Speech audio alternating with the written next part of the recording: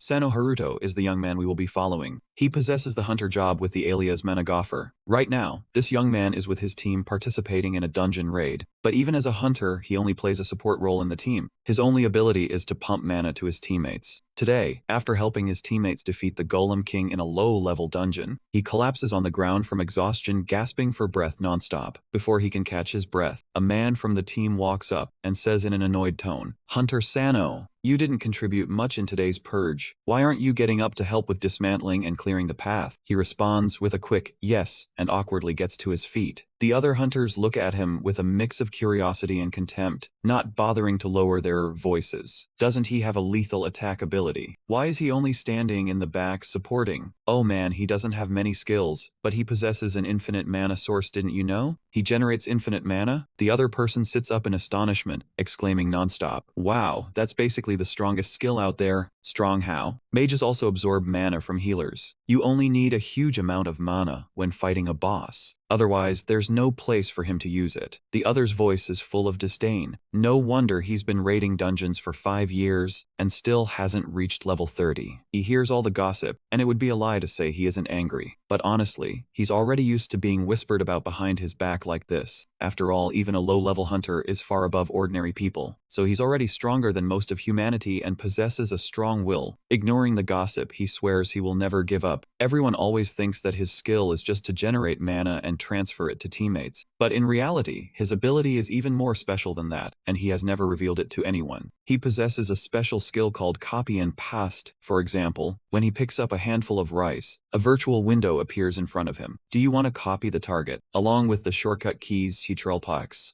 After pressing that key combination, another handful of rice falls from the air, like magic. That is his unique ability. Ctrl+C and Ctrl+V, allowing him to copy and duplicate any target. This is an ability never heard of before, so when he awakened it, he had high hopes. But he quickly realized it was just junk because only he possessed it, and the duplicated objects disappeared like illusions once they left his hand. He cannot copy money or sell copied equipment, and sadly, copying equipment is limited by its rank. For example, since he is level 29, he cannot copy equipment belonging to a level 90 hunter. His ability to generate infinite mana, or his alias Managoffer, is actually just infinitely copying the tiny amount of mana he has. Copied mana doesn't disappear and can be transferred to other hunters. He once tried to copy skills, but that requires many random conditions. For instance, he needs to finish off high-level monsters, something nearly impossible, which makes him very gloomy. If he could level up a few times and copy some equipment, he could join any hunt he wanted. But he never reaches the level 30 milestone. While wolfing down a handful of rice to cool his anger, he scrolls through his phone to check the news. He sees a headline: "The Dragon Sword Kalesia has arrived in Japan." His eyes immediately light up. The Dragon Sword is a weapon with 2 special skills and a defense-boosting effect. The reason it became a unique item is that it carries its own rank when used. The wielder's level shoots up to 200. Moreover, anyone who reaches level 30 can wield it. Even though he hasn't reached level 30, just seeing the dragon sword makes him daydream. If he could copy that sword, become a level 230 hunter, hunting high-level monsters would be no problem. He immediately makes it his top priority. According to the article, the dragon sword is on display in Japan for 1 week, but its durability is low if copied. It could only be used for a few battles. Therefore, it's no longer suitable as a weapon and is being sent on a world tour to make money. For him, this is a golden opportunity. If he touches the sword even once, durability doesn't matter. He can copy it and use it forever. The most important issue is accumulating experience to reach level 30. So he goes back to hunting again. After being kicked out of the Great Sage Guild, he joins an unregistered dungeon hunter organization, pumping mana for them. Today, the whole group goes to hunt the giant spider queen's lair. He continues to do his job well. His job is to provide infinite mana to his teammates so they can launch attacks, freely dominating and beating the boss. During this process, he runs into an old teammate. A cute junior named Ikanaga asks him. Even though Oe often taunted him about his level, Haruto knew that overall he was a good person. The two had known each other since their days at the Great Sage Guild. He joined this hunter organization specializing in clearing unregistered dungeons, simply because he was a money-grubbing devil. These unregistered dungeons were extremely dangerous because they hadn't been reported to the Hunter Association, but that very fact gave Haruto a chance to coordinate with high-level hunters like this. He and Aoi hadn't been chatting for long when they had to get back to work. The dungeon boss, the Spider Queen, appeared right in front of them. It even had its own name, Alessa, a level 80 monster. As soon as he laid eyes on it, this young man felt an overwhelming sense of danger, like one flick of its leg would send him straight to the grave. Haruto couldn't help but gulp from the stress. Seeing this, Oi took the chance to tease him. "Senor, you're just a spectator, not going into battle. What's there to be afraid of?" Then he changed to a serious tone and reminded him, "This monster is easy enough to beat, but watch out because its web can immobilize all movement." Aoi also warned him to be careful of the eggs in the nest, because if he touched its young, the spider queen would become even more ferocious. A spider queen in a rage was truly terrifying. Suddenly, Nei Ikanaga, a mage hunter who was as ugly in appearance as he was in character, spoke up in an annoyed tone. Why bother explaining so much to a bystander like him? Are you a tour guide? We don't have time for useless chatter. Aoi laughed it off and apologized, while Haruto was furious but helpless. The mage was still grumpy, muttering insults about the young man being useless as he walked. It was exactly that attitude of his that led the whole party into a serious predicament. Because he wasn't watching where he was going, the mage accidentally kicked a rock. The rock happened to hit the spider web, waking the spider queen. As soon as it opened its eyes and saw so many visitors, it immediately welcomed them with a lethal attack. The defensive hunters at the front line fought back with all their might. They had originally planned to ambush the spider queen while it was still deep in sleep, but now they'd have to dance to whatever tune was playing. The group had already divided up their tasks beforehand, so after an initial moment of shock, everyone quickly regained their composure and got into their proper positions. Their perfect coordination made the progress of taking down the monster swift and efficient. Haruto hid to the side and observed, feeling very satisfied. He felt that if everything went smoothly after the monster was taken down, he could leech enough experience to reach level 35. When cornered, the Spider Queen suddenly retreated. The team leader quickly realized its intention to release web and shouted for everyone to retreat behind pillars to avoid the attack. The mage wanted to take the chance to redeem himself, so he stepped forward to show off his skills. His fire magic could just burn the web away. However, the opponent was a level 80 Spider Queen, not as easy to deal with as ordinary small spiders. His fireball was actually blocked by the web. His pride wouldn't allow that to happen, so he continued to build up his rage to prepare to unleash an even stronger attack. Wait, Haruto sensed something was wrong and shouted a warning. "You idiot! What if you break its eggs?" The tanker in the party also realized the problem, but it was already too late. The fireball had left that mage's staff. The spider was still looming there, but all the fragile eggs had been shattered by the magic. The situation quickly spiraled out of control. With her brood lost, the Spider Queen was about to go berserk. The group could no longer continue fighting back. That mage was the first to suffer the consequences when the spider silk hit him, and Aoi ran while frantically calling for Haruto to hide behind the pillars. The king spider would shoot webs wildly if it entered a berserk state. That mage had already been wrapped tightly in the webbing. He couldn't control his staff any longer. He couldn't cast magic either. Watching the king spider get closer and closer, he panicked completely, begging one moment and then shouting at it to go away the next. But it was all useless right after that. An extremely loud scream rang out from the spider's den. The scream was estimated to exceed 160 decibels. Haruto, because he couldn't run fast enough, also took a hit. He was wrapped so tightly in spider silk that he couldn't breathe. This young man silently cursed himself, since for safety's sake he'd only ever joined low-level dungeons before. He never thought that just wanting to level up would make him face danger like this. In the blink of an eye, the spider charged right in front of him. When the spider's leg came down, he felt the pain of his skin tearing and flesh ripping. It was absolutely a fatal strike, but with the strength of a level 29 hunter, this young man still managed to survive, grinning through the pain. This could be explained by his copy skill. That skill was entirely a handicap, because even though the copied items could vanish, he himself would never disappear. So before entering the dungeon, Haruto had copied himself, just like in a game. Every time he died, the next duplicate would be pasted in, and the old corpse would vanish. He watched with his own eyes as the old duplicate was smashed into mist by the spider's web. Though he had seen it many times, he still couldn't forget the sight. But now there was no other way to keep himself alive. He kept struggling with the monster and with himself like that, all in an attempt to distract it, but the king spider's power was too overwhelming. This young man copied and pasted himself multiple times. He wasted several lives and still couldn't weaken it. Suddenly, he heard a trembling familiar voice. "Save me?" It was Aoi. She was still alive. Haruto didn't want to just stand by and watch, but honestly, at that moment he still didn't know what he needed to do.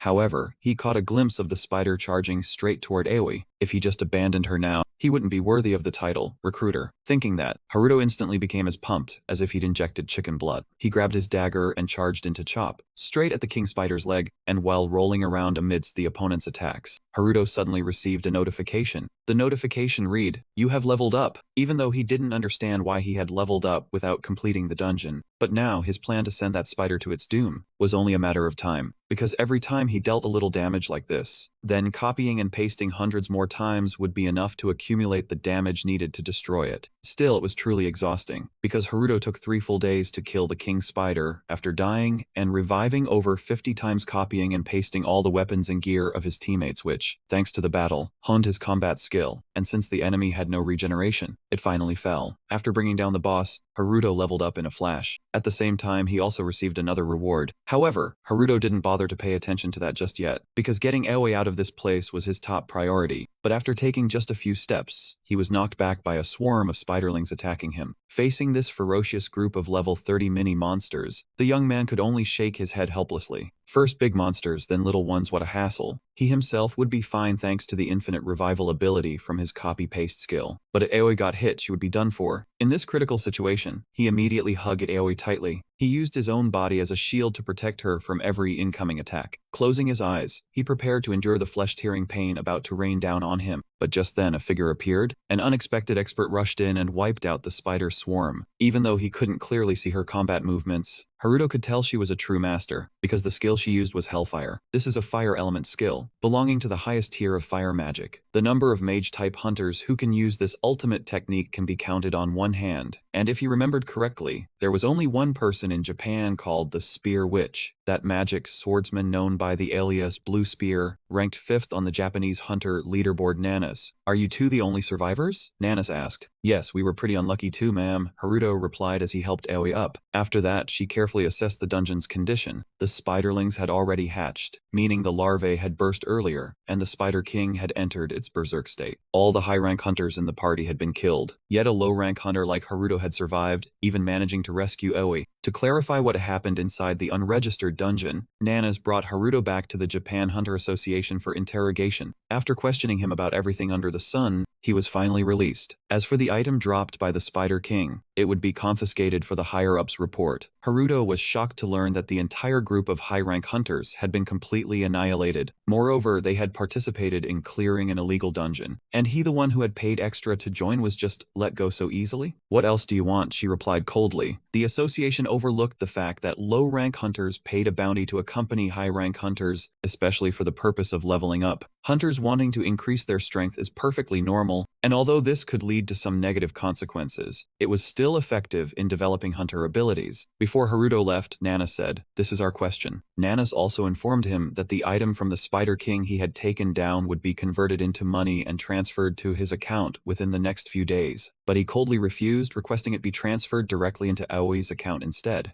Haruto's indifferent attitude made Nanas extremely suspicious, because that was a large sum of money, hard for any hunter to refuse, especially a low-rank one needing resources to get stronger like Haruto. She felt he was definitely hiding something, but exactly what it was, Nanas couldn't yet figure out. As he left the interrogation room, Haruto flashed a sly smile. How could he not the item from the boss? It's just that before Nanas confiscated it, he had already copied and pasted it into countless duplicates, stored away in his warehouse. To understand, we have to go back a few hours earlier, when Haruto had just defeated the monster. The item he received was the adhesive of the giant Spider King. According to the system description, this substance had super strong bonding capabilities, just like the silk of the giant Spider King. Haruto couldn't help but feel disappointed when this item turned out to be nothing more than super glue. It was unbelievable he risked his life for something this useless. While he hadn't found a chance to use it yet, he took the opportunity to create a duplicate. After the process was complete, he pulled out the original giant king spider's adhesive to examine it one more time, but this time it suddenly dissolved right in the palm of his hand. Haruto stared in shock from his own perspective, and then the system notification instantly appeared to explain. The giant king spider's adhesive had been merged into an existing skill. The Control V skill had been upgraded. This notification made him even more astonished, because it was the first time he'd heard that his paste skill could evolve. He had originally thought the skill was just familiar and somewhat useful, but he never expected it could be upgraded. It seemed the item dropped by the king spider was compatible with the Control V skill. so if he found an item compatible with the Heatral C skill, it could be upgraded too. After evolving, his paste skill unlocked 3 new skill options. First, he could copy a target and then paste it for desired duration. Second, he could paste the target anywhere for a set period of time. The final option, he would no longer be stuck by the giant king spider's web. He thought these options were all just nonsense, but surprisingly, they turned out to be quite useful. So he immediately tested the first option. Now, the duplicate object no longer vanished even when it left his hand. This was considered his biggest breakthrough so far. Over a minute had passed, and that spider adhesive was still intact where he left it. He couldn't hide his excitement. He planned to create as many duplicates as possible, 30 minutes, 100 years, or even 1,000 years, and they wouldn't disappear. After testing his new ability, he became even more thrilled. He felt that his life had turned a new page. From now on, he would become filthy rich, a hunter living at the top of society. He had also leveled up, and now all he needed was to copy and duplicate Kalisha, the long dragon sword. 2 hours earlier, on Zembo Bridge in Tokyo, a lead vehicle was cruising smoothly along the road. The driver was Morgan, a level 112 hunter, a member of the International Hunter Association. The other person was Eris Hill, level 113 class mage, also a member of the association. Hey Eris, how many times have you been to Japan? Twice. You mentioned that Japan is your mother's homeland, right? What does her homeland have to do with me? Even though Mozi seemed talkative, Eris always replied with a curt tone. This time, the Long Dragon Sword was in Japan to complete its international exhibition tour. Eris had joined the convoy to tag along with me, to come here and search for some things inside the dungeon. While the two were still bickering back and forth, the car began to pass through the Zembo Bridge dungeon. This was Moji's first time seeing a dungeon right on the ocean. Unable to contain his curiosity, Moji leaned over to look. How romantic, he exclaimed admiringly. What nonsense are you talking? If it collapses, that's a huge disaster. You're so boring, I haven't done anything to you, yet you always snap at me like this? At the same time, at the Access Management Office of the Zembo Bridge Dungeon, the gatekeeper was Shinoda Satoru, a level 21 attack-type hunter and a member of the Great Manifest Guild. Satoru kept yawning and complaining about how boring the dungeon management job was. His colleague next to him noticed and reminded him, "You monkey, get serious about your work. You only got in here through connections, you know." Just then, something fell and hit Satoru's foot. It was a slime, which at first glance looked cute, but when his colleague saw it, his expression immediately changed. Because a thing like a slime appearing outside the dungeon was definitely not a good sign, and the thing he truly feared arrived very quickly. Because right after that, something slammed hard into his back. When they turned back, they realized it was an incredibly ferocious monster. Even though they had raised both sword and shield to block, the air still reeked of fresh blood. Those were the chaotic events that had happened 2 hours ago. Meanwhile, right now, the male lead Haruto was still relaxed, completely unaware of what was going on. He seemed thoroughly pleased after taking down that king spider and earning a decent amount of skill points. He was just a little short of reaching level 50. Hunters who surpass level 50 can more easily join dungeon subjugation teams, because except for low-level newbie dungeons, the mid-tier monsters inside are all above level 50. However, in intermediate dungeons, hunters can harvest more experience points and rewards. Over time, rare items occasionally drop too. That's why hunters from level 50 and up level up fairly easily. Haruto was still immersed in unexpected happiness. Moreover, he was considering whether to auction off the giant king spider's sticky substance, since last time he had copied quite a bit, and they weren't as easy to vanish as before. Suddenly, the sound of heavy footsteps echoed. Haruto turned his head. He saw a group of people rushing over from the opposite direction. They hastily asked to pass and pushed him aside. What bad luck! Why did the dungeon suddenly collapse like this?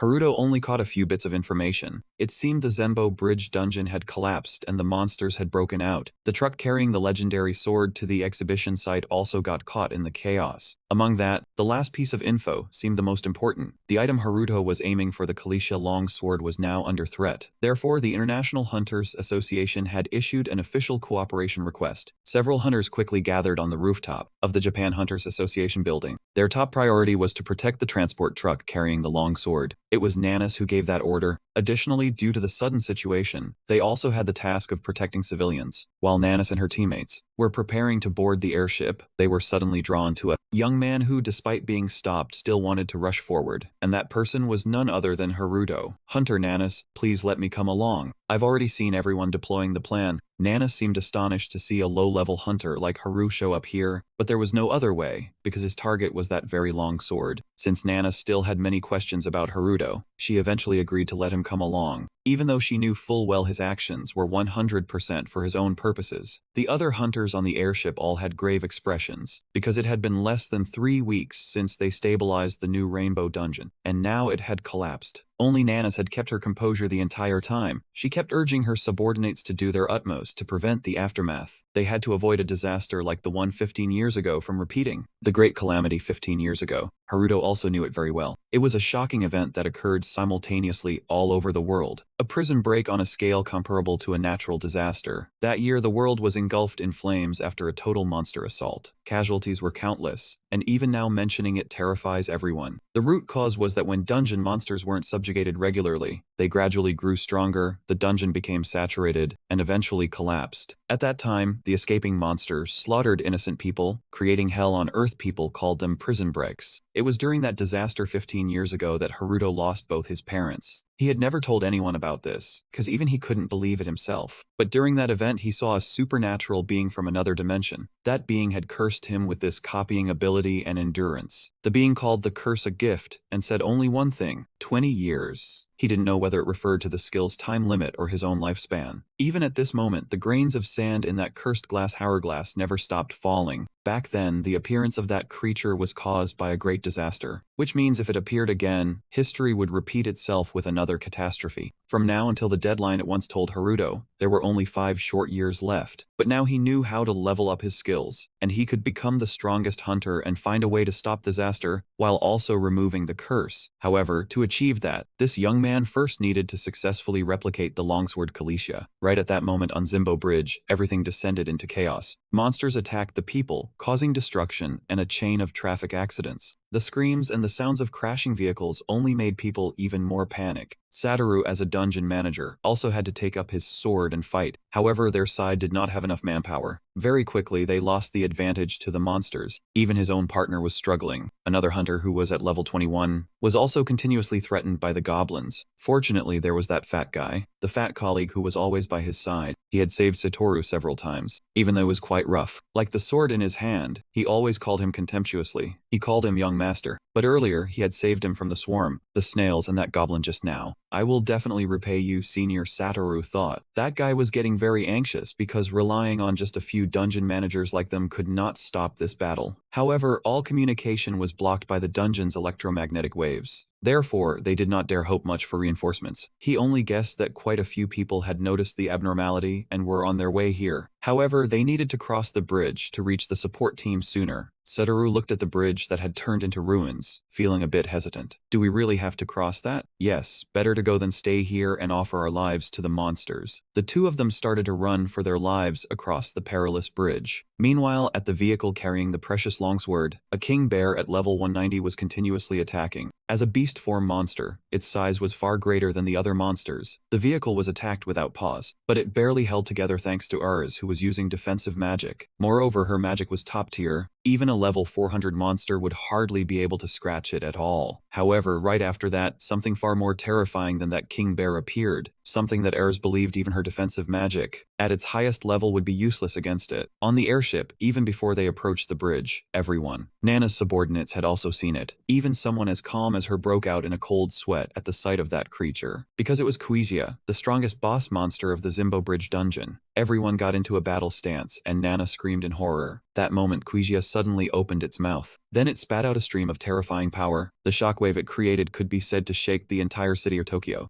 Haruto saw this scene and was scared out of his wits. That monster simply opened its mouth. Just by breathing, it blew the entire bridge away. With this attack, it was uncertain whether the longsword could withstand it. Haruto wondered if his loved one was still safe. Because the monster lord had appeared, Nanas immediately ordered a change in the battle plan. The entire association would take over this area. After landing from the airship, she only then remembered his existence. He had vanished without a trace, but Nanas didn't care much. A level 29 hunter who once survived beneath the Spider King. This probably wasn't enough to kill him. Nanas pushed him out of her mind and activated her signature skill, Hellfire. Blue flames shot out from her spear, surrounding Croatia and creating immense pressure. This was the second time he witnessed this skill, and it still amazed him as much as the first, only spurring him to copy it in the future. As for him, thanks to the web shooting skill copied from the Giant King, he had landed safely. No matter how spectacular Nanas's Hellfire was, his current concern remained only the Kalisha Dragon Sword. But he didn't realize this chaos was already part of a mysterious mysterious group's plan. Their goal was also to steal the Khaleesi dragon's sword, even though Kuija's appearance was unexpected, and that monster could take anyone's life. But their leader believed that Nanas and the Association hunters could subdue it, so he wanted to seize this chance to steal the treasure. Meanwhile, he was cautiously moving across a bridge littered with monster corpses. Seeing the fatal wounds on their bodies, he was quite sure this was the work of another hunter group. The most notable issue when facing this type was that they usually moved in packs. Somehow he had a bad feeling when suddenly someone shouted, "It's okay, just run," startling him. It turned out to be young Master Satoru. Who knows where this guy got the motivation to keep fighting the monsters. His colleague was severely injured, completely unable to fight, even though he advised Satoru to run. But he absolutely refused. He hid behind a small car to observe. Though he didn't know the opponents well, he still recognized these two as hunters from the Dungeon Infiltration Management Office. He also saw the other guy's wounds. At first he tried to convince himself not to meddle because he didn't have much time, but then his earlier bad feeling came true. The pack of level 15 wolf monsters had gathered into a herd and charged in, even though they were only low-level monsters. But when attacking as a pack, their strength was no different from high-level monsters. Satoru had clearly seen his own difficult reality, but he stubbornly gripped his sword, saying he couldn't leave because his senior was injured while covering for him. "Senior, now it's my turn to protect you." Satoru's words made him pause. He recalled the scene of him carrying Aoi in the dungeon of the giant Spider King. His hidden dragon essence erupted fiercely again. How could he ignore this situation? Initially, when the wolf pack surrounded Satoru and his senior, he could still barely take down a few of them, but their numbers were too great. They attacked simultaneously without pause. He quickly fell into a disadvantage. While Satoru was busy fighting, with several wolves attacking head-on, one silently approached him from behind, and the moment he realized it was when it was already lunging. At that speed, Satoru couldn't possibly dodge in time. Then he appeared like a god. Using his body, he knocked that wolf far away. Its original attack trajectory was disrupted. His appearance made Satoru extremely grateful. However, the problem wasn't solved yet. Because the wolf pack is growing larger by the moment, the situation becomes increasingly critical. Satoru didn't want to involve innocent people, so he decided to act alone. He then told Haruto to leave quickly to avoid danger. To let Ma Ming hold the line, he tried to keep the defense steady. But this young man didn't expect to run into a guy even more stubborn than himself. Looking at the ferocious wolf pack, he suddenly grinned a savage, confident smile. He knew what to do. A bold plan had formed. With that thought, he opened his inventory and took out the sticky substance of the giant king spider. He had originally planned to auction them off for a fortune, but using them in a spectacular battle like this was well worth it. This was also well worth it, sacrificing one item in exchange for victory. He repeatedly copied and pasted, creating countless spider threads. The spider threads kept shooting out, tightly wrapping every target, tying up one wolf after another, finally gathering them into a chaotic pile. He successfully subdued the wolf pack, but the result wasn't as expected. However, he only gained 2 levels, so his disappointment was evident. He was quite dejected. His only consolation was that the spider threads were quite useful against monsters that attack in groups. As long as he used them, he could win easily even while lying down. Meanwhile, the kid Satoru had been staring at him without blinking. He couldn't comprehend what skill had just been used, how it could take down so many bloodthirsty wolves in one move. Satoru was so surprised he forgot to say thank you. Ultimately, it was that injured guy who spoke first. "Thank you so much for saving us. You must be a member of the rescue team from the Hunter Association, right?" Haruto replied awkwardly. After all, they had come on the same helicopter, so it wasn't really a lie, was it? "Then I'm sorry, but can you take him with you?" The guy continued with his request. But before he could answer, Satoru started thrashing around. He didn't want to abandon his senior in trouble, even if it meant death. He wanted to stay together. "Hey kid, going with him is safer." The guy was speechless, not knowing how to persuade the little one. Haruto stood on the sideline watching the drama, silently sighing to himself. This scene was like if the senior didn't make it, he was ready to be buried alongside him. However, he couldn't agree to the guy's request, because after all, he only knew how to copy and paste. Taking that boy along would only put him in more danger. He had no other choice but to open his inventory and take out a bottle of intermediate healing potion to give to the injured guy. "Even though you can't fight, I guarantee this potion can help you recover enough stamina to move elsewhere. Don't stay here any longer." The guy seemed astonished, even asking him back, "Why would you give me such a valuable item? Why would you give me such a valuable item?" He couldn't understand the stranger's actions. "Because you have to survive and return with your junior," he replied, saying it both to the other and to himself. And the image of him now through Satoru's eyes was totally badass. In his eyes, this young man was nothing less than a hero. So he decided to bow 90 degrees in gratitude as a sign of utmost respect. "My name is Shinoda Satoru, the guard of the Zenbo Bridge Dungeon. Please at least remember this name. One day I will definitely repay your life-saving grace." He was about to leave but stopped because of these words, thinking for a moment. Instead of one day, Satoru, you should repay me today, he said, and then asked him to help find the truck transporting the long sword of the International Hunter Association, because he himself was definitely a direction-blind guy, needing help to orient himself. His target was the truck carrying the sword, which was still being fiercely attacked by that Bear King. Ares was too tired from constantly having to activate defensive magic, so she decided to put it to sleep with a gentle spell. Moji teased her for being a hunter who always uses non-violent methods, no different from a monk. But this time, before the two could exchange barbs, a new calamity arrived, danger striking unexpectedly. Moji, with his sharp adaptability, promptly drew his sword and slashed. He sliced a thrown hidden weapon in two with extremely fast reflexes. He had also anticipated that someone would try to take advantage of the chaos to steal the long sword. However, when the enemy revealed themselves, even the always calm Ares changed expression, realizing the true threat. That mysterious group of thieves had just appeared, showing off their might. Then they quickly launched an attack, not giving the opponents time to prepare, not to mention strength, but just their numbers already overwhelmed the two of them. However, Moji still maintained his provoking posture. Even though he was just an escort, his momentum didn't waver. But the strength of a hunter above level 100 was no joke. He was full of confidence. Even after blocking the first blow, Moji wanted to charge forward and counterattack to seize the initiative. Ares was so scared she lost her composure and quickly tried to stop him, but it was too late. Everything was already over. Moji suddenly collapsed, blood streaming from the corner of his mouth. Blood kept flowing from his mouth, soaking the front of his shirt. He himself didn't know how he was hit, as if struck from thin air. Ars rushed over, worriedly looking at her fallen teammate. Those guys are using an item to block mana absorption temporarily. If you keep fighting, you'll die, she shouted in warning. This mage is quite sharp, the opposing team leader sneered. We don't look down on you. This is just how we operate. Is this how you operate? Ars laughed in disbelief, using banned poison items from the International Hunter Association without hesitation on someone else's body. Fine, if that's the case, I guarantee you'll regret it. As she spoke, a golden glow appeared at Ars's fingertips, a sign she was casting magic. But the criminal gang showed no fear, only contempt. A mage who can't use mana is useless. You should shut up. They split into two groups, one targeting Moji and Ares. One group aimed to steal the sword. However, at that moment, because Ars' magic was nullified, chaos erupted. The Bear King woke up again, its eyes blazing red with killing intent. It immediately swept its claws across every obstacle in sight. The bandit group was large. In the blink of an eye, they all turned into a bloody mess under its paws. The team leader saw the situation was bad and quickly ordered, "Retreat to save our lives." Then the bear began approaching Ares and Moji. "You can't put it back to sleep, can you?" Moji asked anxiously. Even though he already knew the answer, he asked anyway, grasping at straws. "You know it already, we can't use mana right now. I knew one day your non-violent tricks would backfire. Looks like today's the day." "You're right, but you're wrong about one thing." Ares suddenly dashed forward, straight into the danger zone. She tried to cast magic, even though she knew it was hopeless. But no matter how hard she tried, she couldn't absorb mana, so she couldn't use any skills. He was absolutely terrified. But Ars was now in a tight spot, unable to stop her forward momentum. She was charging straight into the enemy's claws, no turning back. Even Ares herself had given up, closing her eyes to wait. She only regretted that she couldn't say sorry, to apologize directly to that companion of hers. Then, at that very moment, an unexpected rescue happened. Haruto appeared again, using his copy and control abilities. Same old trick, he used the giant Spider King's adhesive to bind the Bear King's limbs. Then he leaped up and wrapped it into a cocoon. Because this substance was extremely sticky, the more the bear struggled, the tighter it stuck. Finally, it collapsed. Haruto added another achievement, taking down the Bear King in no time. Sitoru and his group, who were following him, happened to witness this. They could only give thumbs up, praising the top-notch, mind-blowing performance. "Senior Haruto, you're absolutely the best," Satoru blurted out like a loudspeaker. "Exactly when did I become your senior?" Haruto gritted his teeth. They were clearly the same age. "You saved me and Senior Sakabe. From that moment, you're my senior in my heart." Satoru's eyes sparkled with admiration. Haruto knew there was no reasoning with Satoru, so he just ignored him. Haruto stepped forward a few steps to check on Ares and Moji. Ares seemed still in shock from the ordeal, not responding to Haruto's questions. Moji, on the other hand, stood up using his sword, his eyes hostile. "Are you here for the sword too?" Haruto quickly waved his hands, saying he came to help them guard the sword, with no ill intentions. However, Moji had just been through an earth-shattering robbery and nearly lost his life, so he wasn't about to trust him easily. Hearing Moji talk about the robbery, Haruto finally noticed the bodies strewn around. He let out a gasp, realizing the situation was even more serious. Haruto realized they were the ones who wanted to steal the treasure sword, but were unlucky enough to be sent to their ancestors by the Bear King. Then he had to thank that bear, because if those people had succeeded, he wouldn't have been able to approach Longsword Academy. However, now he had to figure out how to explain to Mozi, which was a headache, because this older brother seemed ready to swing his sword at any moment. He could take down monsters in one move, but a hunter with formidable combat skills like him was tough. While he was still weighing his words, Satoru shouted at full volume, "Wait, why are you two repaying kindness with enmity? He tried to help, even saved your lives, and now you treat him like a thief." With that, Satoru took out his employee card to prove his identity. He was a member of the Japanese Hunters Association, and I and Senior Sakabe were the hunter managers of this dungeon. Nice. For the first time, Haruto saw Satoru actually being useful. Seeing that Mozi seemed to be calming down, this young man decided to speed things up a little. He then took 2 bottles of intermediate healing potions from the warehouse and handed them over. Although it pained him greatly, for the sake of copying the punishing dragon sword Calixia, this investment was still worth it. Both Mozi and Erez looked at the potion bottles with very complicated emotions. Especially Erez, she looked at that Bear King, then secretly observed him. No one knew what she was thinking. Just then, several more helicopters appeared above them. It seemed the reinforcement team from the guilds had arrived. Satoru was so happy his mouth stretched from ear to ear, thinking that they had finally been rescued. But Sakabe wasn't so sure, because not all hunters had the compassion to rescue people. For example, the people from the Great Sage Guild. At the same time, Nanas, the leader of the hunter team, was still fighting the monster Kuija, because it was about to enter Stage 3, the stage of unleashing wide-area firepower attacks, so she ordered them to stop attacking. Moreover, the support guilds had arrived, so Nanas's top priority was to buy time for the civilians to evacuate in time. "Did you people handle that prison break so badly? Huh, Hunter Nanas?" Nanas had just ordered the evacuation support when she heard a mocking voice from behind. She turned around, and it turned out to be an acquaintance. Shirosaki Masato, a dark mage-type hunter, level 5 or 3 and also the guild master of the future guild. His face looked extremely unpleasant, and as soon as he appeared, he set up a huge magic circle to destroy Croatia. Nana saw this and her expression changed. "Stop immediately. If this magic of yours fails to take it down, then..." Before she could finish her sentence, she was interrupted by Masato. "If I kept worrying about trivial things like you, how could I achieve what I have today? Last time at Zembo Bridge, only you and the Hunter Association participated in stabilizing the dungeon. Let me tell you, that incident made me furious." That's why this dungeon break event excited Masato greatly. He wanted to personally finish off Croatia and scoop up all the loot. With that, he activated the skill Mystic Thunder, and lightning immediately struck down with a roar. Nanas quickly ordered everyone to evacuate. That lightning was so powerful that even a huge monster like Croatia couldn't withstand it, so small humans like them would be reduced to nothing if hit. Masato's Mystic Thunder collapsed the middle part of the bridge. Thanks to his Silk Fang skill, this young man managed to escape. Silk Fang allowed him to cling on, so he survived. He also timely used the sticky substance to grab the other 4 people and the transport vehicle carrying the longsword. Otherwise, they would have all fallen into the river. After just climbing back onto the bridge, the first thing that caught his eye was a large, sharp set of teeth. When he realized it was Croatia, he was so scared he opened his mouth, but then noticed it seemed unconscious, apparently subdued. Right after, Masato descended leisurely from above, hovering in front of him with an expression so proud it was arrogant. "What's this? Still have survivors here?" he asked nonchalantly. "Looks like just some low-level hunter, but you did well." He didn't want to reply to these unpleasant words. Haruto saw the badge on the other's chest and recognized it as the emblem of the Future Guild, ranked 3rd in the nation. He looked like a support guild member, but their goal was to rescue civilians and stabilize the rampaging monsters. After a moment, Haruto finally spoke up to challenge him. "Rescue innocents and pacify monsters, huh?" Masato replied casually. "Look over there, the surviving civilians have already been evacuated." The reason he landed here was because of an annoying crying sound. That cry didn't belong to Croatia, but to the Bear King tightly bound by spider silk. Masato knew at a glance that it was the silk of a giant spider king. He just flicked his finger once. One flick was enough to make the impossible happen. It could break the tough strands of silk, snapping them apart. At the same time, the Bear King's body was torn into 100 pieces. Haruto couldn't help but flinch, blinking in astonishment as he saw the other instantly destroy the level 200 monster that was tightly wrapped in the Spider King's silk. After the Bear King fell, Haruto, as the one who dealt the most damage, received a considerable amount of experience points. The notification of leveling up rang out repeatedly. This caught Masato's attention. "Huh? A level up notification. Did you take down that annoying thing earlier?" "Sorry, I accidentally stole your kill." Masato's voice was full of contempt. He didn't hide his disdain as he openly mocked Haruto. The reward from finishing off the Bear King was a bear claw. Masato tossed it toward Haruto like alms, saying he only gave it because he didn't need it. Even though the other was a hunter level 5 on a 3, Haruto still couldn't stand his arrogant attitude. He was about to retort when Nana suddenly appeared with an anxious expression. Seeing Haruto alive, Nana breathed a sigh of relief, just as she had thought. That series of dangerous events hadn't managed to take his life. As for Masato, after seeing that the two knew each other, he immediately assumed Haruto was a member of the Japan Hunter Association. That only made him even more annoyed with him. The rescue team was guiding the evacuation of civilians. "You go over there. If that dragon wakes up, it will unleash a series of area-wide attacks." Nana was too lazy to pay attention to that bastard, turning to remind Haruto. He wondered, why not take its life while it's unconscious, while we have the chance? Nana just shook her head regretfully, saying it was impossible, because boss monsters and monster lords are classified by power points. When their HP drops below 30%, they activate special moves, including berserk and area attacks, causing the monster lord to start attacking wildly. Low and mid-level monster lords usually enter a berserk state. In that situation, you just need to be careful. Berserk doesn't necessarily have separate phases. However, high-ranking monster lords like Croatia have a huge amount of HP, so it can trigger both the berserk and area attack special moves. Stabilizing it must be done in multiple phases. Phase 3 starts when the monster lord perceives a threat to its life. People say they unleash a violent attack like an atomic bomb, enough to destroy everything around. Right now, this Croatia is in Phase 3, absorbing mana from the area and erecting a protective barrier. During that time, no matter how strong the attack, it's useless. The only option is to quickly evacuate the people to avoid casualties. Just as she said that, Croatia suddenly opened its eyes. Nana clicked her tongue in place of a sigh. This monster woke up earlier than expected. Masato was still extremely confident. He wanted to turn Croatia into his own reward item before the shockwave was launched. "Hunter-chan, I believe you'll survive this shockwave too." Nana used a different phrasing to remind Haruto to be careful, but Masato thought it was nothing short of a joke. How could he survive? If he dies, don't blame us. After all, a low-level hunter dying in a dungeon is just like an ordinary person dying in a traffic accident. With that, both Masato and Nana charged toward the monster. Only Haruto remained. He quietly stored the Bear King's claw into his inventory, with only one thought in his mind at that moment. "Future guildmaster, right? I didn't plan on this. But Senza, I'll take down Croatia before you. You bastard Shirosaki Masato. Watch me get revenge for what you just did." At this moment, Haruto pulled up the group including Satoru and Erz. Then he said he had something to ask of Moji and Erz. The lives of the entire group are threatened as Croatia transitions into its third phase. To save everyone, there is only one way left. Destroy it before it unleashes a wide area attack. Haruto volunteers to take on this mission, and the prerequisite is that he needs the Kalisa Dragon Sword. He swears on his honor to return the sword to its proper place after defeating Quisha. But this mission is far from simple, especially when dealing with the extremely stubborn Mozi. Mozi believes that Haruto defeating Quisha is impossible, and that he's just making an excuse to steal the sword. Erz also refuses that request. The reason is that unlocking the transport vehicle requires a massive amount of mana. Both Erz and Mozi cannot use mana because they were poisoned by the bandits. Mozi is astonished to hear Erz say that. She says that is practically admitting that if she had enough mana, she would open the crate for Haruto to borrow the sword. As luck would have it, Haruto has an excess of mana. After all, his nickname in the dungeon is Mana Gopher. Thanks to his infinite mana regeneration skill, he channels a torrent of mana into Erz's body. It is Erz herself who breaks the seal on the vehicle's crate. The vehicle is hanging suspended on a spider silk thread. Haruto immediately dashes toward it. Watching his back fade into the distance, Mozi is still puzzled. Mozi asks Erz why she did that. What if she went soft on him and then faced danger? Erz replies that earlier he only wounded the Bear King, not killed it. Mozi lets out a long sigh, saying that just that made her waver, truly knave. By now, Haruto has thrown open the vehicle's crate, but an unexpected incident suddenly occurs. The ringleader of the sword-stealing band from earlier abruptly appears behind him. It turns out that after the previous plan failed, he has been secretly tailing Haruto, waiting for the right moment. This young man cannot react in time, and is stabbed through the abdomen as the man draws his sword. The entire sequence is recorded. Erz on the bridge witnesses everything, but she cannot intervene because the vehicle is still dangling precariously. Haruto takes a piercing sword strike. He immediately falls to the bottom of the crate. That bastard jumps in after him, his filthy hand touching the case holding the precious sword. However, at that very moment the vehicle is stopped by something. Because the owner has lost his life, the vehicle is deactivated. The vehicle loses its anchor point and plunges straight into the river. Of course, with the protagonist's halo, Haruto cannot die in such a lame way. As always, he had copied himself earlier, waiting for the fatal blow to apply it and save himself. The thief is startled to see Haruto appear behind him, and before he can react, Haruto draws his sword and stabs him through the chest. "I hold a grudge. and I always repay a debt of vengeance. Whoever makes a move against me, I will surely respond in kind. Those are the last words he hears before collapsing. After all the hardship, Haruto finally lays his hands on the long sword, the Kalisha dragon sword that he has always dreamed of. He quickly tries to copy it, but the system flashes a red alert. His level is insufficient to copy the item. Haruto feels as if struck hard in the face. Is the system leading him on? Clearly, level 30 could already equip the dragon sword, and now he is level 50. Before Haruto can collect himself, a voice sounds from behind him. Excellent work, young man. I almost smeared that filth all over the faces of those Blood Tower Guild members. Haruto didn't even have time to turn his head before a long wound appeared on his back, so that bastard was still alive. The reason was because he possessed a skill. His healing ability was quite impressive. The longsword in his hand was snatched away by the opponent. Sorry, but I'm the type who always gets revenge, 1,000 times over and never gets tired. To make sure you never see the light of tomorrow, I'll use that very sword you dreamed of to finish you off. As soon as he finished speaking, he used the Kalizia longsword to stab straight into Haruto. This time, the boy hadn't managed to copy his entity, and his consciousness began to fade. But as the male lead, how could it end here? Immediately after, the system announced that the Kalisha longsword had merged with its wielder. Its abilities were being copied and absorbed. Haruto instantly regained consciousness, even though he didn't understand what merging meant. But he managed to absorb the sword's pursued skill. The sword's defense stat increased by an additional 35%. After that, he also gained his first unique skill, Blood Drain. The second unique skill was Berserk. On top of that, his HP was currently below 25%. The longsword immediately activated its protection mode to safeguard its owner. At the same time, the second unique skill, Berserk, was forcibly activated. At the same time, the monster Quijia began a wide area attack. The situation was so bad that even Masato couldn't maintain his composed demeanor. Nana was still trying to fight back, but in reality, the power difference between the two sides was too obvious. Right at that moment, a terrifying surge of power rose from beneath the river. Both Nanas and Masato, before they could even recognize what it was. What was it? Croatia had been ripped in half by that surge of power. That monster had been defeated. The purge was also completed here. That evening, the TV was flooded with news about the breakout of the Zembo Bridge monsters. Despite casualties and damage, the Hunters Association and the guilds managed to control the situation within 2 hours. The Dungeon Management Office was fiercely criticized by the public. At the headquarters of the Japan Association, everyone's faces were as tense as a funeral. To break the silence, Fuga Tokuo, the association president and a pastor hunter, spoke up. Everyone, don't make sour faces. We need to discuss how Croatia was taken down. I heard the association purified the Zembo Bridge dungeon 3 months ago, right? Why did this happen? Takeo Chigu replied. He was a level 701 swordsman, the guild master of Midas. Purification doesn't guarantee it won't happen again, Shinoda Makoto spoke up. He was a level 610 healer, the guild master of Great Sage. After that remark, the whole room fell silent. Then they decided he should shut his mouth, because the responsibility fell on the Great Sage Guild for poor dungeon management. They threatened to transfer the responsibility of managing Zembo Bridge to another guild. After this incident was resolved, Nanas was present at the meeting, but the quarreling didn't concern her. She was busy wondering whether Haruto had survived the disaster, because she hadn't had a chance to see him again. Suddenly, Gu slammed the table, stood up rudely, and roared a question. What I want to know is, the last time the Monster Lord appeared was usually 5 months apart, right? If Hunter Nanas was there at the time, what if you were there at that time and couldn't deal with Croatia? Hearing her name, Nana snapped out of her thoughts. She did what Gu had just done. She slammed the table with all her strength. The table, already rickety after Gu's slam, now took another force from Nanas. It shattered outright. Masato, sitting opposite, seemed to have anticipated it, already popping up a shield and calmly sipping his tea. The others, slower to react, had to bear the brunt. Fragments from the table flew straight at Ken. Nana's action was like tit-for-tat with Gu, driving him crazy. If not for the serious meeting, the two would have lunged at each other. The guild leader spoke up. It seems my member was just rude. I apologize to you on her behalf. Additionally, Chairman Tokuo had spoken first, so Gu couldn't settle scores with Nana and could only grumble. Reckless indeed. If you keep showing off like that, you'll get yourself killed sooner or later. Under pressure from the top-ranked guild leader Nana, though a woman, showed no fear. She stood up calmly and said, "They say seeing is believing. I figured if I wanted to convince you, I'd better demonstrate quickly. I hope you don't misunderstand. The skill I used to defeat Asia was Shockwave." Guild leader Shirosaki Masato, who contributed to taking down Goku Asia, can bear witness. Masato was leisurely drinking tea when suddenly Nana dragged him into the matter. Under everyone's gaze, he almost choked on his tea.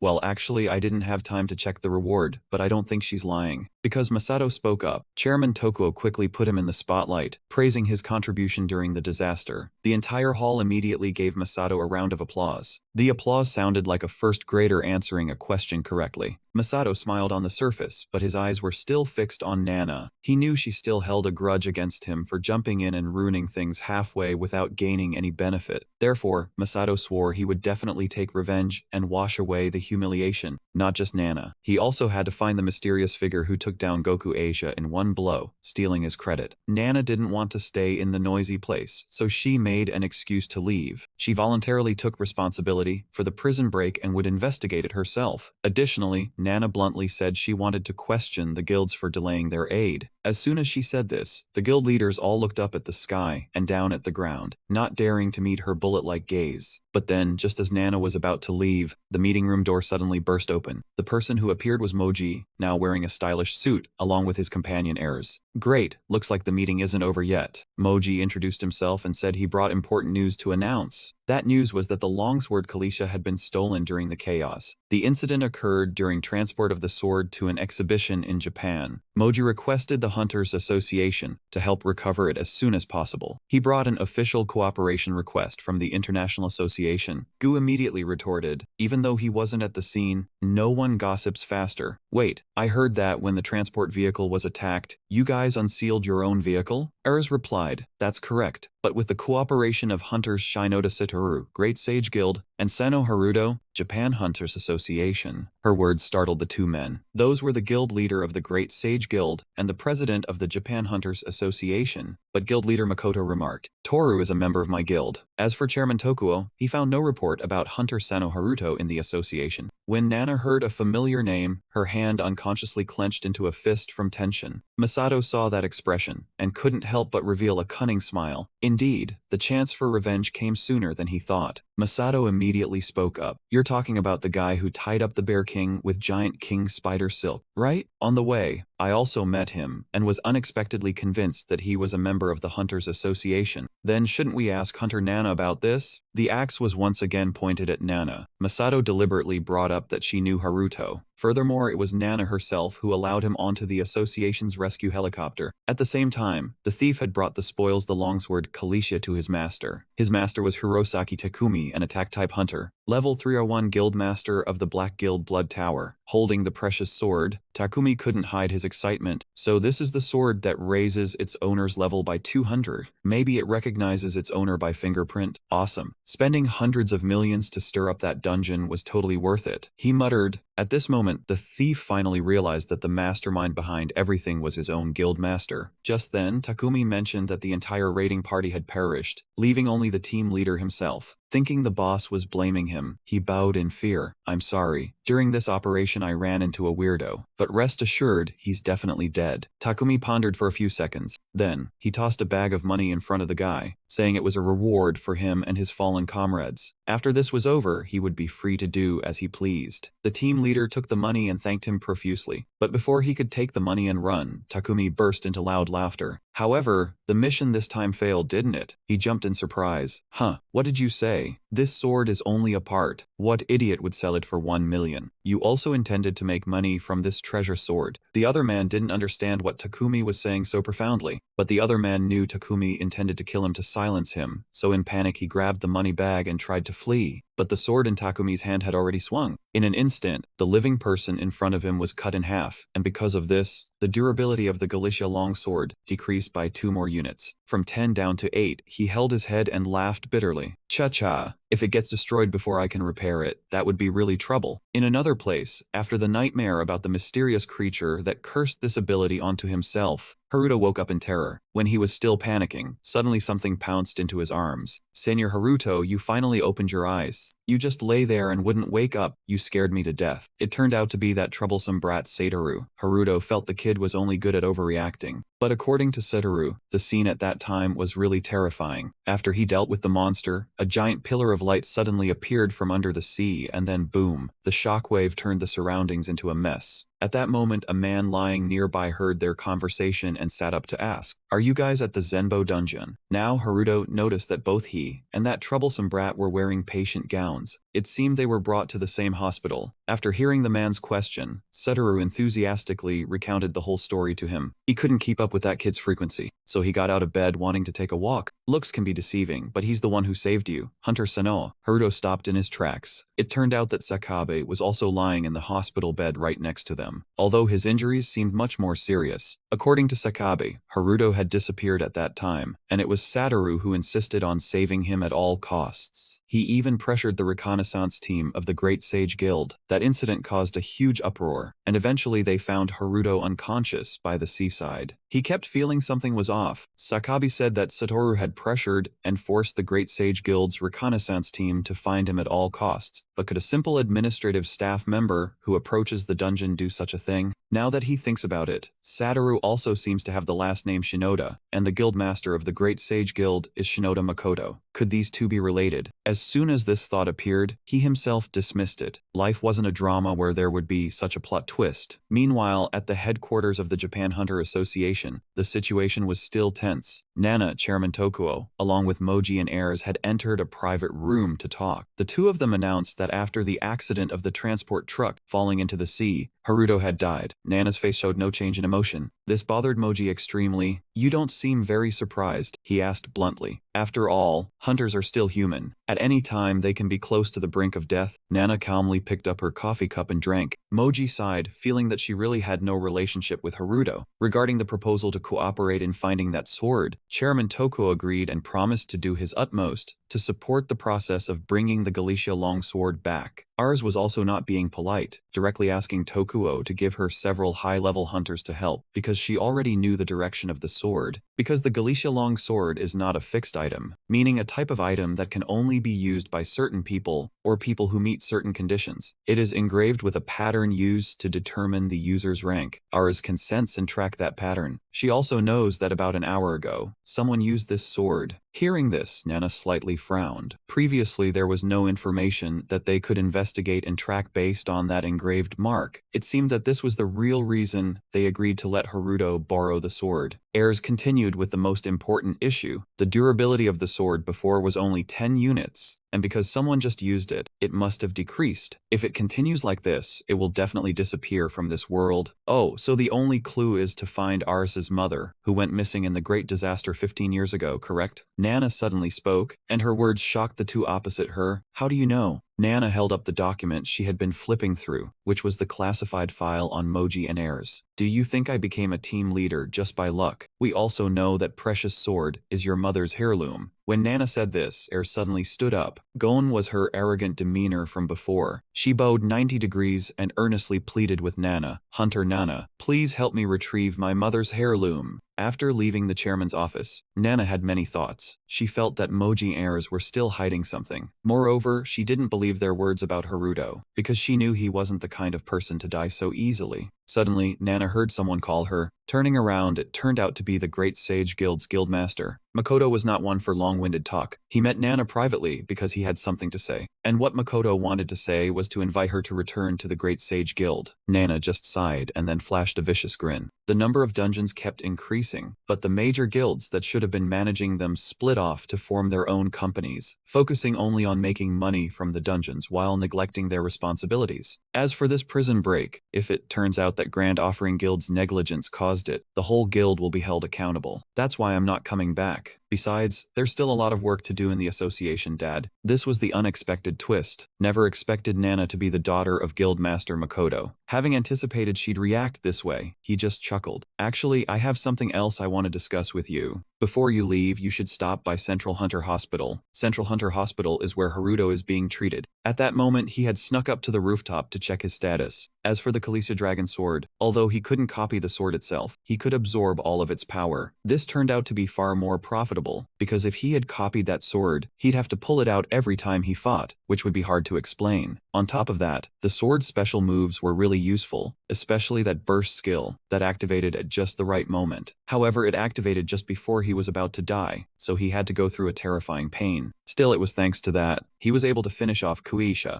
that terrifying monster over level 400, with just one move. Recalling that moment, the young man hadn't thought he could do something like that. After destroying Kuisha, its dual vibration was also absorbed by him and automatically converted by the system. Converted into the skills Frequency Resonance and Natural Wave, the Giant King Spider Silk skill also reached level 2. The best part was that he could use Frequency Resonance or Natural Wave simultaneously with this skill. He never thought his Copy and Fry skill could reach a level where it could absorb and synergize with other skills. Truly, every cloud has a silver lining. After absorbing the precious sword, he officially became a high-level hunter at level 276. This was truly miraculous, because just a few days ago he had been a useless trash who couldn't break past level 30. Now, this young man had to find the bastard who stabbed him inside the transport truck, nearly costing him his life. Just as he thought that, he suddenly heard a familiar voice loud enough to pierce his eardrums. How could you make people worry like that? I told you to run at the first sign of danger. He recognized it as Hunter Nana, a person who was always cold, yet here she was showing such an expression. He quickly hid to one side to eavesdrop on who she was talking to. As a result, he heard an even more familiar voice. It's your fault, sis. It's your fault for not stabilizing the dungeon properly. Younger sister Nana was so angry she was speechless. As for the young man, he was shocked by the scene before him, because the person arguing fiercely with Nana was none other than Satoru. More importantly, he called her his sister. Come to think of it, their last name was both Shinodama, but he didn't expect they were biological siblings. Nana and Satoru had a loud quarrel, and only then did she remember the guy. So Hunter Sano is safe too. Where is he? Who knows, go find him yourself. Hearing his own name, he instinctively tried to escape, because the young man feared that Nana had come to settle the score, having found out about him impersonating an association member and trying to steal that sword. So he decided to turn and run, but hadn't taken 2 steps before he collided with a chest as hard as rock. He almost broke his nose. Looks like you're still alive and kicking, you sword thief. The person standing before him was Moji. He especially emphasized the 3 words you sword thief, enough to understand the extent of Moji's fury. Moji immediately grabbed him by the collar and slammed him hard against the wall. He was furious because this young man had successfully deceived him with a fake association member identity. He really wanted to explain that it was all a misunderstanding, but Moji absolutely wouldn't let him get a word out. Back then, they all saw him get stabbed by that thief, but now he was perfectly alive and didn't seem seriously injured. So Moji thought in cahoots with that bastard. Things got even worse when afterwards, Moji, with a gaze burning with rage, began to draw his sword. Just then, Erz appeared to stop him, but it didn't help. Moji didn't intend to use his skills. Haruto was dead set on making that scumbag pay the price he deserved. However, he really didn't want to activate his skill at this particular moment, but standing still and taking the hit like that wasn't exactly a wise choice either. The skill this young man used just now was none other than Frequency Resonance. Right at the instant the sword tip was about to touch him, grazing past his fingertips, it abruptly shattered into countless tiny fragments. That explosion immediately caught the attention of Nanas and Satoru, who ran over just in time to see him execute that move. Nanas immediately recognized that the move just now was no different from Quizia's shockwave, so it was no surprise she was astonished, especially since Haruto could use it. His completely different aura, compared to the day of the disaster, was enough to make her see him in a new light. The story's lens shifted with the appearance of a new character, Arita Sara, a member of the girl group Wives. But her life was completely different. The other members of the group all had their own lives, because after the performance ended, each went their separate ways. Instead of taking the company car, she drove her own luxury vehicle home. Just as she exited the parking garage, another car blocked her path. Sarah nearly crashed into that car. She was so furious that she lowered her window, ready to curse them out. She started shouting insults loudly. Are you blind? Where are you looking when you drive? The person inside the car opened the door and stepped out. He was carrying a huge suitcase. It was the guild master Takumi of that guild. As soon as she saw him, Sarah fell silent. Takumi slowly walked over and slammed the suitcase onto the hood of her expensive car. Then he stuck his head through the window and asked, "Did the performance go smoothly? Now shall we head into the dungeon?" If she wanted things to go back to the way they were, she had no choice but to comply. As for him, after Nana stepped in to resolve things, Moji finally stopped holding a grudge against him. Though he was still resentful, the 4 of them, him, Nanas, Moji, and Erz, began tracking the trail of the sacred sword. But when they arrived, everything was nothing but ruins. Looks like we're too late, Erz said sadly. So we have to wait until that person uses the sword again? Nanas asked, but before Ayers could answer, he remembered something and exclaimed, "Ah, Blood Tower, I just remembered. The culprit who tried to kill me once mentioned that name. He said he was from the Blood Tower Guild." Nanas had never heard of that name, so she immediately guessed it was a secret guild. Moji, on the other hand, seemed to be losing patience, because he knew the sword wouldn't hold out much longer. But Nanas already had a plan in mind based on the scant clue he had just revealed, because she knew someone who was very well informed about this kind of thing. As for Sarah, the fact that Takumi came to her proved that her identity was far from ordinary. And indeed it was. Just like him, she was someone who had been blessed by a mysterious creature during the disaster 15 years ago. At first, Sarah thought she had awakened an ability like ordinary hunters, but it turned out she possessed a unique skill. It was the Undo skill, Control Z, which allowed her to revert a target to its previous state. This skill could be used on both people and objects. After that, Sarah began buying damaged or discarded luxury items. She restored them and sold them in perfect condition, and although it wasn't a healing or medical skill, she could still make money by treating injuries. However, the amount of money she could earn with this skill was limited. Meanwhile, Sarah needed a lot of money because her mother, a victim of the Great Disaster, was in a coma and had to stay in a hospital with poor facilities. She had tried to heal her, but she couldn't restore her to her original state because she didn't have enough mana to use the skill. Without mana, she could only heal minor wounds, and mana was an energy that only hunters could control. So to get some mana, Sarah risked her life joining hunters in dungeons from a very young age. She worked as a gopher, carrying luggage, and when needed, acted as a healer. For Sarah, someone who had never awakened the hunter profession, everything was fraught with danger. Stepping into a dungeon for her was no different from rushing into a tiger's den with bare hands. What caused her the most pain was the contempt from her teammates in the group. After each expedition, she always had to beg each person for a little mana as compensation, and every time she was laughed at, insulted, and looked down upon. Until one day she was covered in injuries and fell into utter despair. When she was drowning in those cursed skills and just wanted to give up everything, then she met someone. That person was Takumi. Back to the present, she had no choice but to bring Takumi to her home. The room was cramped and so plain as to be shabby. Takumi couldn't hide his astonishment along with a hint of mockery. "Where did all the money you earned go? I never expected someone as famous as Sarah of Ives to live like this. I bet no one would think that you order takeout for all 3 meals and eat whatever you want." Takumi kept going on and on about Sarah's habit of eating whatever she liked. While other female idols desperately tried to lose weight, Sarah could eat freely, because even if she gained weight, she could always restore her figure. After rambling for a while, Takumi brought up the story of their first meeting. Back then, even though someone died right in front of her, Sarah only thought about stealing the valuable items from that person. At that time, he called her a thief and also boasted that they were the same kind of person. After that, they signed a contract with each other. As usual, Takumi would collect enough mana and give it to Sarah. In return, she would help him restore the items he needed. However, this time Takumi demanded that she accompany him into the dungeon, even though the contract restricted that, because he wanted Sarah to restore that treasured sword to its original state, which would consume a massive amount of mana. Takumi hinted, "Sarah, this will be the last time you have to enter a dungeon. Could it be that you've found the infinite mana regeneration item, and it's in that dungeon?" Sarah immediately lost control. "No, however, if you go, there's a chance it will appear. I know the contract restricts your entry into dungeons, but just this once, come with me into the dungeon. This will be the last time, and the reward will be worth it, right?" Back to Haruto and his group. The person Nana had just mentioned as someone who knew all the information was Masato of the Future Guild. Though she really disliked this guy, she still had to take Haruto there. On the way, he was very confused, because logically the two guilds constantly competing for the top spot in Japan were Maida's and the new Rising Guild, so the latter should have more information. They are only experts on dungeon clearing information and management skills, but Masato knows a lot of other insider news. And sure enough, he knew about the Black Guild Blood Tower. It all stemmed from the heart of the giant elf, the item known for its infinite mana regeneration ability. It was a very rare item that only appeared in the Snow Mountain dungeon of the elves, and it only dropped after defeating the hidden monster the giant elf. To search for that item, the Future Guild mobilized a huge reconnaissance force to gather information, and during that time, Future encountered the Black Guild Blood Tower that Haruto had mentioned. Specifically, Masato found a hunter recruitment notice with very low views from Blood Tower. They needed 30 people at level 90 or above, equipment optional, so Masato immediately guessed they were preparing manpower to conquer the Snow Mountain. After that, he started digging deeper and learned that this Black Guild was even worse than imagined. They stole and assassinated, regardless of whether the target was an influential person or a dungeon-clearing hunter group, and because they were a Black Guild, they didn't care about being despised. Haruto listened attentively. He didn't need that infinite mana regeneration item because he already had that ability, but it was certainly something that opened one's eyes. According to Masato, it was clear that someone wanted to monopolize it, and if someone truly possessed this item, what did it have to do with the Kalisha long sword? At first, Haruto thought they stole the sword to kill the giant elf, but the sword's durability was almost gone, and it couldn't be swung again. So he quickly dismissed that speculation from his mind. After a while of exchanging with Masato, Nana concluded, the Blood Tower Guild was targeting the heart of the giant elf. That was why they wanted to form a team to take on the Snow Mountain dungeon. But this time Air spoke up in opposition. She didn't think that was reasonable, because ever since that hidden dungeon was discovered 15 years ago, no one has ever found that item. How do you know? Haruto asked. The girl couldn't say specifically, but she had once been very interested in this dungeon and studied it on her own. The Goblin Snow Mountain remains a notorious dungeon for its difficulty, listed among the places hunters avoid. Several groups had searched for the hidden dungeon, but they all gave up halfway. What's in there that makes veteran assassins form a team to clear it? Masato revealed a sly smile, showing he was also very interested. When did they depart? Haruto asked again. Masato shrugged to indicate he didn't know. Since the hunter recruitment had ended, they had probably set off long ago. Haruto was so angry he ground his teeth, realizing the enemy had planned for a long time to steal the Chun-Chi sword like that. With little time left, Nanas demanded an immediate departure to the Goblin Snow Mountain. Coincidentally, the future guild at that time had a specialized assault team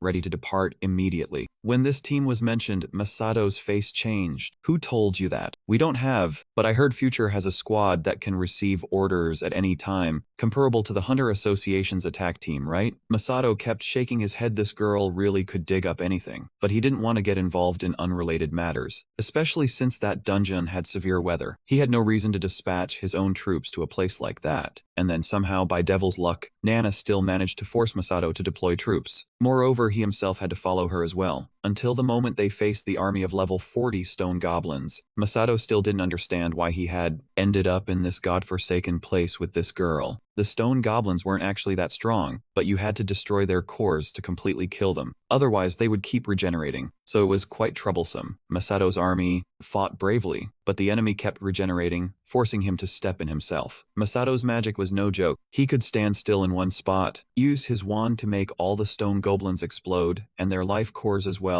scatter outward. The soldiers only had to smash those cores before the stone goblins' bodies could regenerate. Haruto witnessed the whole scene. He had to admit that although Masato seemed carefree and unpleasant, his power was truly impressive. Letting him play the hero for a bit didn't hurt, so the stone goblins were quickly dealt with. According to Eras, after entering the Goblin Snow Mountain dungeon, they had to kill as many stone goblins as possible, because that was the condition to encounter the mid-level monster, the Snow Mountain Golem. According to her previous research, this dungeon was a sensor dungeon. Unlike ordinary dungeons that are divided into areas, such as the small monster area, mid-boss area, main boss area, or final boss area. In a normal dungeon, if you know the way, hunters can go straight to the final boss area. However, in a sensor dungeon, the condition for the next area to appear is the formula A plus B plus C D. That means they must complete farming small monsters to unlock the mid-level monster area and so on. And if even one necessary condition is not met, the remaining areas will also not appear. Eris suspected this was due to the influence of the Great Disaster 15 years ago, which disrupted the dungeon's process. That was also why the hidden dungeon inside had never appeared. Actually, Eris wasn't certain about the conditions for the mid-boss to appear, but after careful study, she felt that farming many small monsters was the most feasible method. Moreover, they had to make good use of time, because if the reward item from that monster was the key needed for the next area, then the Blood Tower group was also aiming for it. Therefore, they needed to obtain the key to open the hidden dungeon before them. Haruto didn't care what the Blood Tower's purpose was, but he was determined to find the Kalisha Long Dragon Sword again to return it to Mozi Heirs. Therefore, this young man also joined the battle against the stone goblins. This time, Haruto decided to use the thread of the giant Spider King combined with his signature shockwave strike. The spider thread tightly bound the stone goblins' legs, while the shockwave blasted them into many small pieces. Watching Haruto deal with the stone goblins, this little monster is actually pretty easy to deal with. When they saw him using the thread of the giant Spider King in the low-level dungeon, Masato's soldiers were utterly astonished. They never expected something seemingly useless to hold such terrifying power. Eris didn't hesitate either. She emoji coordinated seamlessly. One used magic to separate the cores of the stone golems from their bodies. The other used a sword to cleanly shatter all of those cores. Among the stone golems, some were significantly larger and far more ferocious. Just as Masato's army was at a standstill, right then Nana entered the fray. The power of a top 5 Japanese hunter. She's not one to show off, you know? Like Haruto, she also received the shockwave skill from Kuija. It was a reward from Kuija, since she was the one who dealt the most damage. With just one blow, Nana effortlessly took down the giant monster. Is everyone okay? Nana glanced around. It seems no one is injured. Yes, we're fine, thank you, Captain. It seemed nothing out of the ordinary, but then Nana spotted a familiar back figure. Even though that person was covered from head to toe, she still recognized him in the end. Isn't that my little brother Satoru? Wait, how did you get here? Nana burst out laughing. Satoru didn't back down and immediately shot back. Oh what? I'm not allowed to come. I'm here as a member of my senior's team. Your senior? Nana asked skeptically. It turned out, when they were still at the hospital, Satoru had used every trick to pester Haruto, including rolling on the ground and throwing a tantrum. His goal was to get Haruto to take him along. Satoru even made the excuse that Haruto was a sleepwalker, that he might get lost in the dungeon, so he needed Satoru to prove his usefulness. Although Haruto wasn't going alone and naturally wasn't afraid of getting lost, the kid pestered him so badly that he finally agreed. Besides, the kid was very good at finding his way, so he might actually be useful. After hearing Satoru say that Haruto himself had agreed to let him come along, Nana could only hold her head and sigh. What is Hunter Sano thinking? He's a low-level hunter himself. Who can he protect? She muttered. But unexpectedly her little brother still heard her. Satoru immediately retorted, "Don't underestimate Mr. Sano. I saw it very clearly back then. Neither you nor Guildmaster Shiroki Masato were the ones who split that Asia in half. It was him." Satoru stated firmly, watching how he defended Haruto. Nana really couldn't tell whose real brother he was. But what Satoru said wasn't completely unreasonable. Meeting again this time, she herself noticed that Haruto was completely different from when he was at the fire cave, right when he landed on the bridge. Moreover, the skill he was using was exactly Kuijia's shockwave. If Haruto wasn't the one who finished off that monster, there was no reason for him to possess this skill. But she really couldn't understand why a low-level hunter like Haruto could slice a giant monster like Kuija in two. Setting that aside, Nana and the others continued to fight. But she had no idea that the members of the Black Guild they were looking for had actually infiltrated their own army. At that time, Takumi and Sarah were hiding quite far away, scanning the situation. Meanwhile, his henchmen mingled into the chaotic attack force. They used invisibility to conceal themselves, seizing the opportunity to deliver a fatal blow. At the same time, they stole both mana and items. High-level hunters like Nana and Masato indeed possessed super strong abilities. But precisely because they were so strong, these guys weren't afraid of anyone at all. Therefore, they didn't place much emphasis on training their reconnaissance skills. On the contrary, members of the Blood Tower Black Guild often had to overcome stronger enemies with weaker strength, so they had trained their invisibility and weapon concealment skills to the highest level, rarely being detected. Takumi lived up to his reputation as the guild master of an organization made up entirely of cold-blooded assassins. His method of clearing the dungeon was both effortless and efficient. That was precisely the modus operandi of this guild. He and Sarah simply stood by and waited. All the mana that Takumi's subordinates collected was poured into the device on her hand, a luxury mana generator that required at least 100 minor monsters to fully charge a single bar. But to restore the Kalisha, the dragon-slaying sword, that much mana still wasn't enough. To achieve their goal, they had no choice but to defeat the boss monster of the hidden dungeon. Even though that hidden dungeon had never appeared before, Takumi had heard many rumors that there was an extremely sturdy barrier inside the hidden dungeon, and the only thing that could break it was the dragon-slaying sword Calixia, which he was holding. Sarah looked skeptical, wondering where Takumi had gotten this information from, but he didn't even bother to answer, because as far as he was concerned, Sarah's only job was to restore the sword, no questions asked. Sarah sighed, saying she was a bit worried since she hadn't entered a dungeon in a long time, but his strategy this time was too sneaky and despicable. Upon hearing that, Takumi's face immediately turned ashen. Sarah quickly backtracked, telling him not to mind her as long as the contract was still in effect. She didn't care what he did. In truth, she didn't like Takumi's underhanded methods at all, but to save her parents, she had to get that infinite mana regeneration item. Down below, the situation was growing more tense by the moment. Haruto was starting to lose patience. They had already dealt with 200 stone golems, but the condition to unlock the next area remained a mystery. Suddenly, he spotted a completely different-looking stone golem core. Out of habit, the young man tried to copy it into the civilian database. but the core in his hand suddenly flew away, burrowing straight into the ground. The ground began to shake, and Masato landed right behind him, saying, "It's starting." "Huh, what's starting?" Haruto asked in confusion. "We've finished eliminating all the stone golems. Next up is the intermediate golem. The mid-area of the snow mountain elves has arrived. This intermediate golem was a special type, truly intermediate, level 150, appearing in a berserk state. As soon as it identified its enemy, it immediately attacked. Because the opponent was so huge, its relentless boulder attacks caused trouble for Nanis's skirmisher squad. Even Haruto, who had long since escaped his low-level hunter days, was being chased around and beaten black and blue. In such a situation, it was only natural that high-level hunters like Masato had to step up and take the lead. With a single strike from him, the giant golem before him was torn into thousands of pieces. Immediately, its life core was exposed, but before his subordinates could celebrate, the golem quickly regenerated. They hadn't managed to deal with the core in time. Masato struck again, but the result was exactly the same. Twice the food was brought to his mouth, but he couldn't eat it, which infuriated him. Haruto suddenly came up with an idea. If at the exact moment Masato separated the opponent's core, he could use the giant Spider King's silk to immobilize it. That would work. They quickly tried again, and Haruto actually managed to catch the core with his spider silk, but his spider silk was buried under the large boulders that regenerated into the golem's body. The giant spider silk was useless, just as he had feared. As he racked his brains for a solution, he suddenly heard a shout. "Hunter, fall back now." Haruto instinctively retreated. Almost immediately, Nanis unleashed her ultimate technique on the monster. This was the third time he had witnessed her hellfire, and every time it was as impressive as the first. The entire giant golem was engulfed in a breathtaking blue flame. Nana said that close-quarters combat was useless against this thing. They had to melt it down. Masato, having his spotlight stolen by her, couldn't hide his irritation. "I know that, which is why I was thinking of another plan. If we have to melt all the remaining rock, we'll be bleeding out from exhaustion."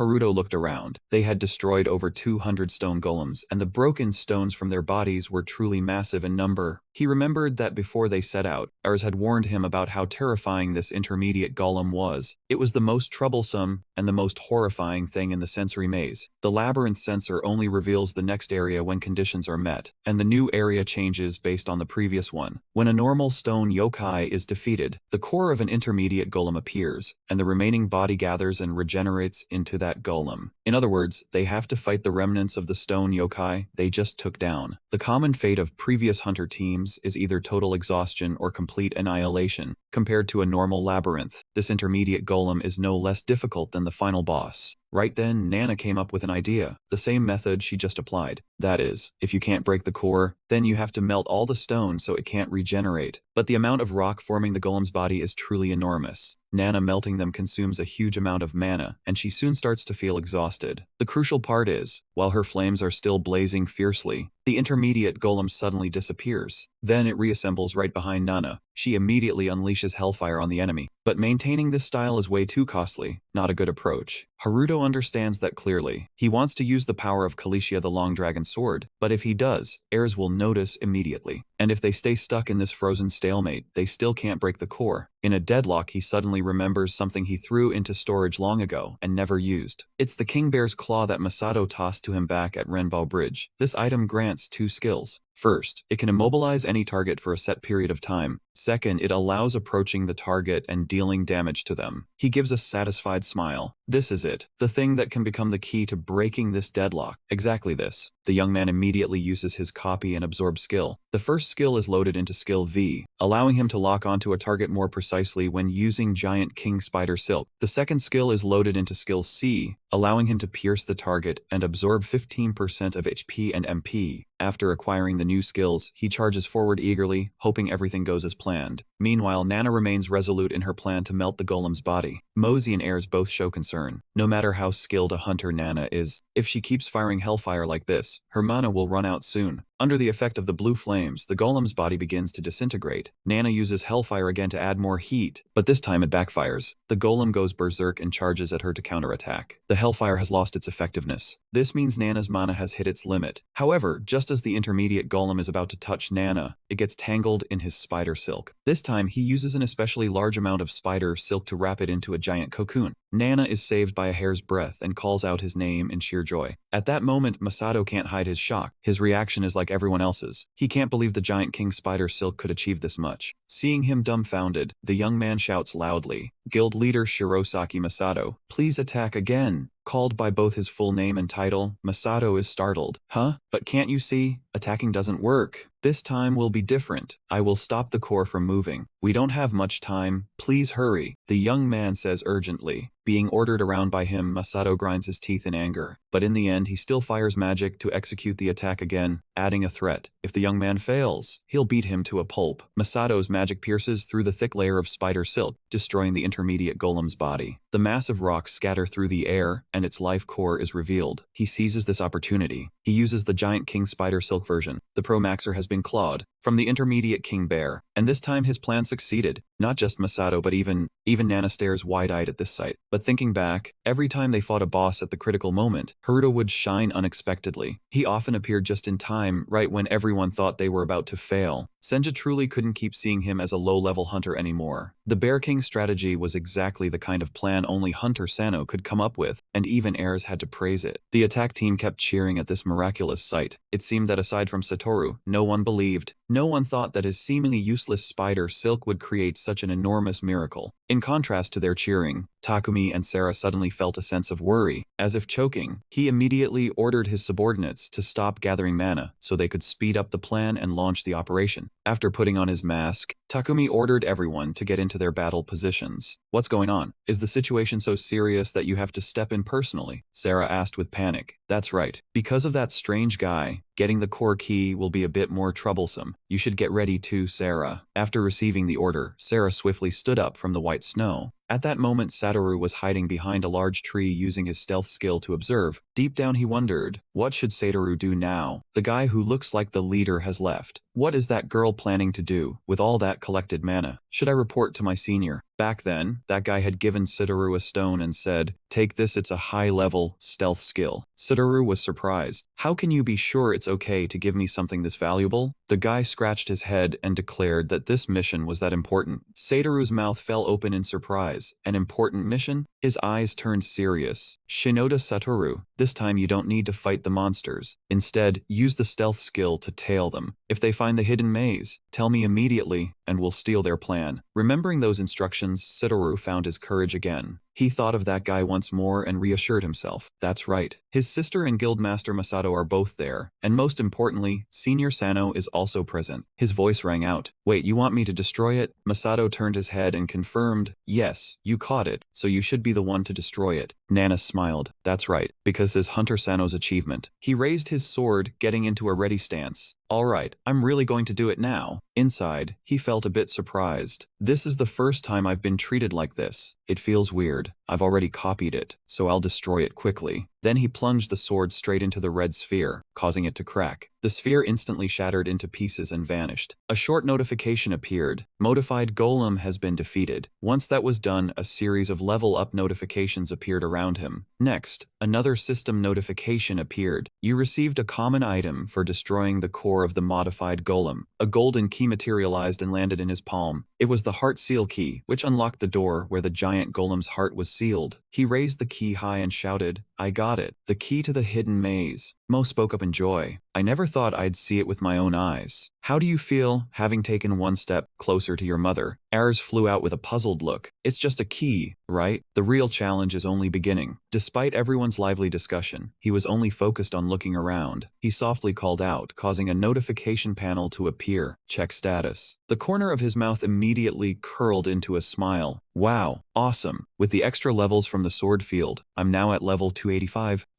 almost as high as high-rank hunters above level 300. The day I can solo is not far off. He hopped around in delight under the helpless gazes of others. Masato turned away and muttered, Hemph, he's celebrating pathetically after just beating a mid-level boss. Nana's let out a soft laugh. Then who was it that just struggled against that mid-level boss? Feeling teased by her, he quickly shot back. I did not struggle. Suddenly, a series of loud explosions rang out, sending dirt and rocks flying everywhere. Mo and Ayers had to quickly dodge to avoid getting hurt. Before everyone's astonished eyes, dozens of sharp pillars rose from the ground. On the black pillars were red characters. Masato shouted loudly, Hey, those are signs of a colossal beast appearing. This is bad. He urgently ordered the team. Everyone, fall back behind my shield. But before he could finish speaking, another explosion rang out, tearing through the formation. At the same time, a blazing red pillar of light illuminated the entire entire sky. After the chaos, a deathly atmosphere settled in as several people had fallen. A man slowly stepped forward and spoke with authority. Money really can buy a conscience. The one who spoke was Takumi. He said, easy as pie. He sighed, muttering something about productivity. Suddenly, a decisive voice rang out, startling him. Gotcha. The notification panel appeared again at lightning speed, flashing brightly. A series of giant threads appeared in front of Takumi. From within them, Haruto burst out with his sword. Give it back. He shouted as he charged forward fiercely, the dragon-punishing sword Kalisa gleaming. Suddenly, a stream of bright red blood sprayed from his mouth. Takumi said smugly, you may have blocked the explosion with those threads, but my traps were not limited to that. He furiously punched his stomach and ribs. You almost ruined my plan. He flung Haruto away without hesitation, sending dirt and rocks flying. Kinghon shouted loudly, Hunter-san-oh! She immediately raised her weapon, and a surge of blue power erupted around her body. Erz didn't have time to think and rushed forward. No, Nana, but she was already held back. Stop, or you'll get hit too. A blue whirlwind shot straight toward Takumi, who was standing nearby. The whirlwind was so powerful that the ground cracked open and water surged up. Suddenly, Nana let out a groan and spat a pool of blood onto the ground. She drove the tip of her blade into the ground, then collapsed, coughing violently. Masato looked over and quickly ordered, Hunter Shinoda, Nana, what's going on? Use your healing skill now? He rushed to her side and exclaimed in panic, Guild Master Shirosaki, don't use mana. She quickly explained, when he blocked mana absorption, it was probably released at the same time as the pillar explosion earlier. This is their strategy to neutralize high-level hunters. She wondered meanwhile, a black liquid was boiling on the ground. Why would they use something so dangerous? Takumi turned his back, leaving Haruto with his severe wound. Let's work productively. Masato gritted his teeth and frowned. Unbelievable. That skill? Seeing Takumi's unusual footsteps, he was even more shocked. That's shadow transformation, the highest level stealth skill. It should have been eradicated by the previous generation of hunters, because it was too dangerous. How did he? He turned his head, calmly glanced around, and said nothing. Takumi suddenly noticed the key that had fallen right next to Haruto. He slowly picked up the key in silence. A small notification appeared. The heart-sealing key has transferred to the current owner. Takumi chuckled softly. Mission complete. However, he seemed unsatisfied and quickly grabbed his neck. Takumi, his voice from behind the mask flashing red, said, we have to kill him right here. Haruto managed a taunting voice with difficulty. I was just thinking the same thing. He was momentarily surprised. What? He's still conscious? The corner of his mouth curled into a smug smile. Well, lucky for me, the guy wielding the longsword is a piece of trash like you. A mass of threads shot out, enveloping Takumi before he could react. Gradually, those threads became denser and denser, and his scream rang out. Ah! A notification panel appeared as sharp spikes emerged from the threads, activating the 1-minute skill of Bearman, the Bear King. Jagged sharp teeth protruded along with the tightly wrapped threads, no different from a giant monster. The lackeys following Takumi began to panic. What? Leader? A skill? Isn't that the skill he used when he defeated the transformed golem? Maybe we should get out of here too. Haruto slowly picked up his sword and stepped forward. Your mistake was touching my longsword. His voice rang out calmly as he released the threads of the giant spider. However, the expression on his face quickly turned to surprise. Where Takumi should have been, there was no trace of him. He emerged from the shadows and remarked quietly, damn, that was close. First time I had to use a skill like that. Takumi screamed like a madman, claiming that without his shadow he would die a pointless death after Sip was taken down by a blinding skill. Now he finally understood everything. He continued, explaining that the reason all the hunters he killed died with regretful expressions was because they knew they were outmatched, but today, you two will die right here. Suddenly, a brilliant light radiated from Haruto's body, and he asked Takumi if he knew his nickname. He straightened his back, making that light even more dazzling, then introduced himself as the Mana Gopher because he often shares mana with his allies. First time testing at such a long range and it still worked, Takumi asked in surprise. What did you say? He coldly declared a sentence that caught the guy off guard. Your life ends here. Masato, standing nearby, also raised his voice, saying he didn't understand what was happening, but he had excess mana in his body and would destroy the Blood Tower Guild right here and now. At that moment, a red magic circle appeared in midair, accompanied by powerful black lightning bolts. Takumi silently cursed a few times, thinking, damn it. Shirosaki Masato's wide area black lightning, the nemesis of Takumi's shadow transformation, left him with no escape. This was bad. He quickly turned his head and ordered Arita Sara to reverse it. In response, a mysterious green light clearly appeared from her. The mana bottles resting on the ground quickly had their lids opened all at once. They converged like streams of light toward a single point under Sarah's manipulation. She gritted her teeth, trying to reverse the situation as her leader had commanded. A notification panel appeared, issuing a command to re-establish and restore the Golem's snowy mountain maze to its original state, with rock fragments gradually vanishing as if time were reversing. As the notification panel re-established and restored the dungeon to its initial state, the entire world suddenly shifted violently. What's happening? The blue-black thunderclaps and gale winds threw the group into further panic. What was this air current? Amid the commotion, someone immediately explained that this was no ordinary air current. The remaining golems were under everyone's eyes. The golems slowly assembled back together. They were converging over there. Nana's eyes were filled with surprise as she exclaimed, "That's..." Masato was momentarily stunned, hesitantly saying, "Don't tell me." He looked into the distance, where golems were slowly emerging through the hazy mist. Was the dungeon being re-established? A golem crazily charged at him, startling him. The golem's fist quickly collided with Masato's shield, and he cursed that gas was preventing everyone from absorbing mana. He glanced at his teammates, thinking that Masato needed to create a protective barrier for the members, but at this rate, we can't fight the golems. Everyone will die inside the shield. Is there any way out? Suddenly, an unexpected event made his eyes widen in surprise. Nana's blue whirlwinds flared up once again, scattering the golems. Masato's jaw dropped in astonishment. "Hunter Nana, how can you..." She looked at him seriously and said, "You heard it just now, right? That's the design of Hunter Sano." Nana's voice was firm as she mentioned that nickname, Managafer. However, Masato still didn't catch on. "So what?" Heirs, while healing, chimed in to continue for her. Possessing the ability to regenerate mana infinitely and transfer it to allies, this is clearly Hunter Sano's unique skill. Doubt immediately arose in Masato's heart. He couldn't believe it. He stared at Aur's hand healing Haruto. Only cleric-type hunters have that ability, right? So, why can Hunter Sano, who isn't even a cleric, do this? He then glanced toward Nana and Moore, who were fighting fiercely. High-level hunters like him and Nana required huge amounts of mana to activate their skills. And it wasn't limited to just the two of them. That guy was sharing mana with everyone here. Was he distributing his own mana in such a short time? Masato grit his teeth, praising the infinite mana regeneration ability, thinking he had never heard of this unique skill before. But if it was real, a plan began to form in his heart. Instead of seeking the giant golem's heart, a better approach would be to get Hunter Sano to join his guild. Suddenly, Nana's voice rang out, catching Masato's attention. She was charging into battle as she spoke. "Now everything is clear, all of it. Even the incident at the Rainbow Bridge dungeon was the work of the Blood Tower Guild." Moore, at that moment blocking a blow from a golem, turned his head and shouted, "The important issue now is that the dungeon has been re-established. If they reset the dungeon again..." But R's voice rang out, refuting that hypothesis. "No, I don't think that's feasible. The reason the hidden dungeon hasn't been discovered seems to be a problem with dungeon logic." She focused on her work while slowly explaining, "I don't know if they realize it, but the appearance rate of the hidden dungeon is now a guaranteed 100%. Upon hearing that, Nana's eyes turned a few degrees colder, but there was also something strange compared to before. She calmly took down a golem and continued, "The number of golems appearing now has decreased." Masato quickly realized the reason for this anomaly. The golem that Hunter Nana had melted was not being re-established. In any case, they had to resolve things here quickly, so they could track those Blood Tower bastards. Even so, these thoughts still troubled her heart. If it were just that, it wouldn't be a problem, but assuming this time is like the previous Rainbow Dungeon incident, if they repeat that method, no, that can't happen, right? Meanwhile, Masato couldn't help worrying about Haruto, thinking now, is Hunter Sano okay? He wasn't sent to meet his ancestors by those guys, was he? Somewhere in a corner of the snowy mountain, a massive lump of spider silk lay motionless on the cold ground. Haruto burst out from the silk cocoon, his body covered in wounds, having just escaped from that damn giant king spider. His eyes were now filled with fury and annoyance at that bastard. Takumi suddenly appeared after a biting cold wind, carrying a murderous aura. The young man charged without hesitation and shouted, "Stop right there!" Two swords clashed, producing a sharp sound that echoed through the space. He looked at him and sneered, "Exactly what do you think a low-level hunter can do to me?" Ignoring Takumi's taunt, he gripped his sword and retorted, "Ha, that low-level hunter you mentioned is ruining your plan." He used the giant king spider silk again to bind his hands tightly, preventing any movement. Takumi swung his arm to break free of the silk, growling, "This heap of silk is nothing but worms and ants. Let me make sure you can never use this again." With that, he stabbed his sword into the ground, preparing to unleash a technique. A surge of power shot up from the ground, sending him flying far away. A blinding light and a sky-shaking roar Kalisha long sword, release rank. Haruto squinted, quickly wrapping his body in spider silk, relying on his previous experience to escape. But wiping the blood from his lips, he silently marveled. The power of the Kalisha long sword is truly terrifying. Thanks to that, I now know how to use it. Planting his sword into the ground and standing up, he muttered to himself. He managed to dig up some rarely known info, huh? I didn't fully block that strike. Well, I have to chase him and make him spill everything. But the unfamiliar surroundings confused the young man. By the way, where is this? Holy moly, a vast expanse of white snow. How am I supposed to know where I am? At the same time, at the Japanese Hunter Association, golden sunlight shone upon the magnificent skyscraper. Toko leaned back on the sofa to reassure Makoto. No need to worry. Chairman Shinoda, the head of the Future Guild, and Shirosaki Masato are also going with them. Makoto crossed his arms seriously. The biggest concern is whether the Blood Tower Guild is actually involved in the setup. We don't know much about them. Go quickly agreed. Definitely. Even high-level hunters caught in their sights can only raise their hands and die, and we haven't been able to gather any more information. He paused for a moment, tossing the tablet onto the table. But our Midas Guild has found a few things, he explained in detail. This time they want to make a big move, because of the presence of the multinational global hunter guild Starfield. Tokuo's eyes widened, raising an eyebrow in surprise. Starfield? Makoto beside him was also curious. Why would a world-class guild appear in small Japan, and even cooperate with other guilds? Go lowered his head, his voice deepening. It's hard to imagine what the dungeon looks like now. But 15 years ago, during the Great Disaster, only one dungeon collapsed. He recounted the terrifying scene with a slightly trembling voice. The golems that escaped were even more horrifying than the demons of hell. He paused for a moment, then continued. The one who sealed the Snow Mountain Golem dungeon back then was one of the world's most powerful priests, Nishihara Tomoka of Japan. Makoto rubbed his chin in agreement. Right. If Hunter Nishihara hadn't sacrificed herself back then, Go looked straight at the other two, his tone serious. The heart of the giant golem was sealed in the hidden dungeon. To this day, it remains a deadly attraction for people all over the world. He explained in detail. Both guilds are the type that stop at nothing. I'm not surprised they formed a team to conquer the Snow Mountain Golem. Oh, Eras Hill from the International Hunter Association is Nishihara's daughter, right? Makoto quickly said. We all understand. So besides the Kalisha long sword, she also planned to investigate her mother's death. But Go denied, no. No one has ever acknowledged Hunter Nishihara's death. He was surprised. What are you saying? Hunters who go missing in a dungeon and whose bodies aren't found are all declared dead. But you say a person missing for 15 years still isn't recognized as dead. Go picked up the tablet, looked at the list, and replied. That year, there were still survivors. A hunter who returned from the dungeon about 5 years ago once claimed to have seen Hunter Nishihara. Tokuo's eyes widened. What? Is that true? He lowered his voice. Because Starfield blocked the news, so it's hard for us to know the details. But at least this is the truth. The interesting thing is that in that dungeon there are countless... Suddenly, a young man burst through the door. Chairman, something has happened. Go turned his head sharply. What's the matter? We're in an important meeting. The young man held a remote control, stammering. Now the dungeon case is... As the TV turned on, the roar of golems echoed throughout the room. A field reporter hiding behind a wrecked car hurriedly said, Can you see this? A jailbreak is happening right now. His voice became more urgent amid the chaos. Right now, it's happening right in the city center. All around were only panic screams and the sound of buildings collapsing. Go saw it, gritting his teeth in anger. They're golems from the Snow Mountain dungeon. No way did the recently conquered dungeon collapse. What the hell is going on? A moment later, inside the dungeon, a group of people struggled to cross through a fierce blizzard. Takumi silently watched as Sora carefully examined the fragment in his hand. Finally, she spoke up to ask if the plan was fine, noting that this was the first time she'd seen him injured, and offered to heal him. He glanced at her with a challenging smile, saying if she was curious, she could check for herself. As he spoke, Hakumi split the fragment into two, making Sara's eyes widen in shock. There it was. The group stopped in front of a large gate, and Gat's calm voice rang out. This is the hidden dungeon of Snow Mountain, the Golem. Sarah admired the gate, finally able to collect the heart of the giant golem. Takumi took the lead, and the whole crew charged past him aggressively. A suspension bridge swayed between the two mountain peaks. Satoru remained hidden using his stealth ability, quietly observing every move. After the group passed by, he slowly followed behind, sticking close to the target as they approached the mysterious cave, now only inches away. Satoru couldn't help but exclaim in surprise. Ah, so this is the hidden dungeon. The people following him also covered their faces to hide their identities. After a few steps, they They sensed something unusual, so they reached out and gently touched the barrier, examining it carefully. Suddenly, a sense of unease rose in his heart, and he directly reported, "Guildmaster, there's a barrier here." Hearing that, he slowly walked over, lightly touched the barrier, then pondered, "Why is that?" As expected of a world-class guild, their information was unbelievably reliable. Memories flooded back as he thought, this must be the thing sealed 15 years ago by the great mage Nishihara Tomoka. And it was the very thing he had always craved his entire life to obtain, the heart of the giant golem from the hidden dungeon. Thinking this, his eyes narrowed with deep thought. Then he suddenly called out to everyone. Takumi instructed them to prepare to break the barrier and stay alert to their surroundings. Everyone clearly obeyed the order. After giving the order, he found Sora and told her to return the dragon stick sword setting. Before Aritasara could react, his gaze turned icy sharp as he frowned and said, "Hold on, there's a sneaky rat following us." Those words left her even more confused, standing there dumbfounded. Setoru heard every word, feeling as if he'd been left out, thinking to himself, what an idiot, daring to use stealth to tail the blood tower fence. His face turned pale, teeth clenched in fear, thinking, Haruto, man, he was in big trouble now. Without a word, Takumi dashed toward the source of the noise, shouting at whoever was provoking him. The snow rabbit, a level 30 rabbit monster always hungry, dropped a magic stone upon defeat, causing Haruto to exclaim in shock,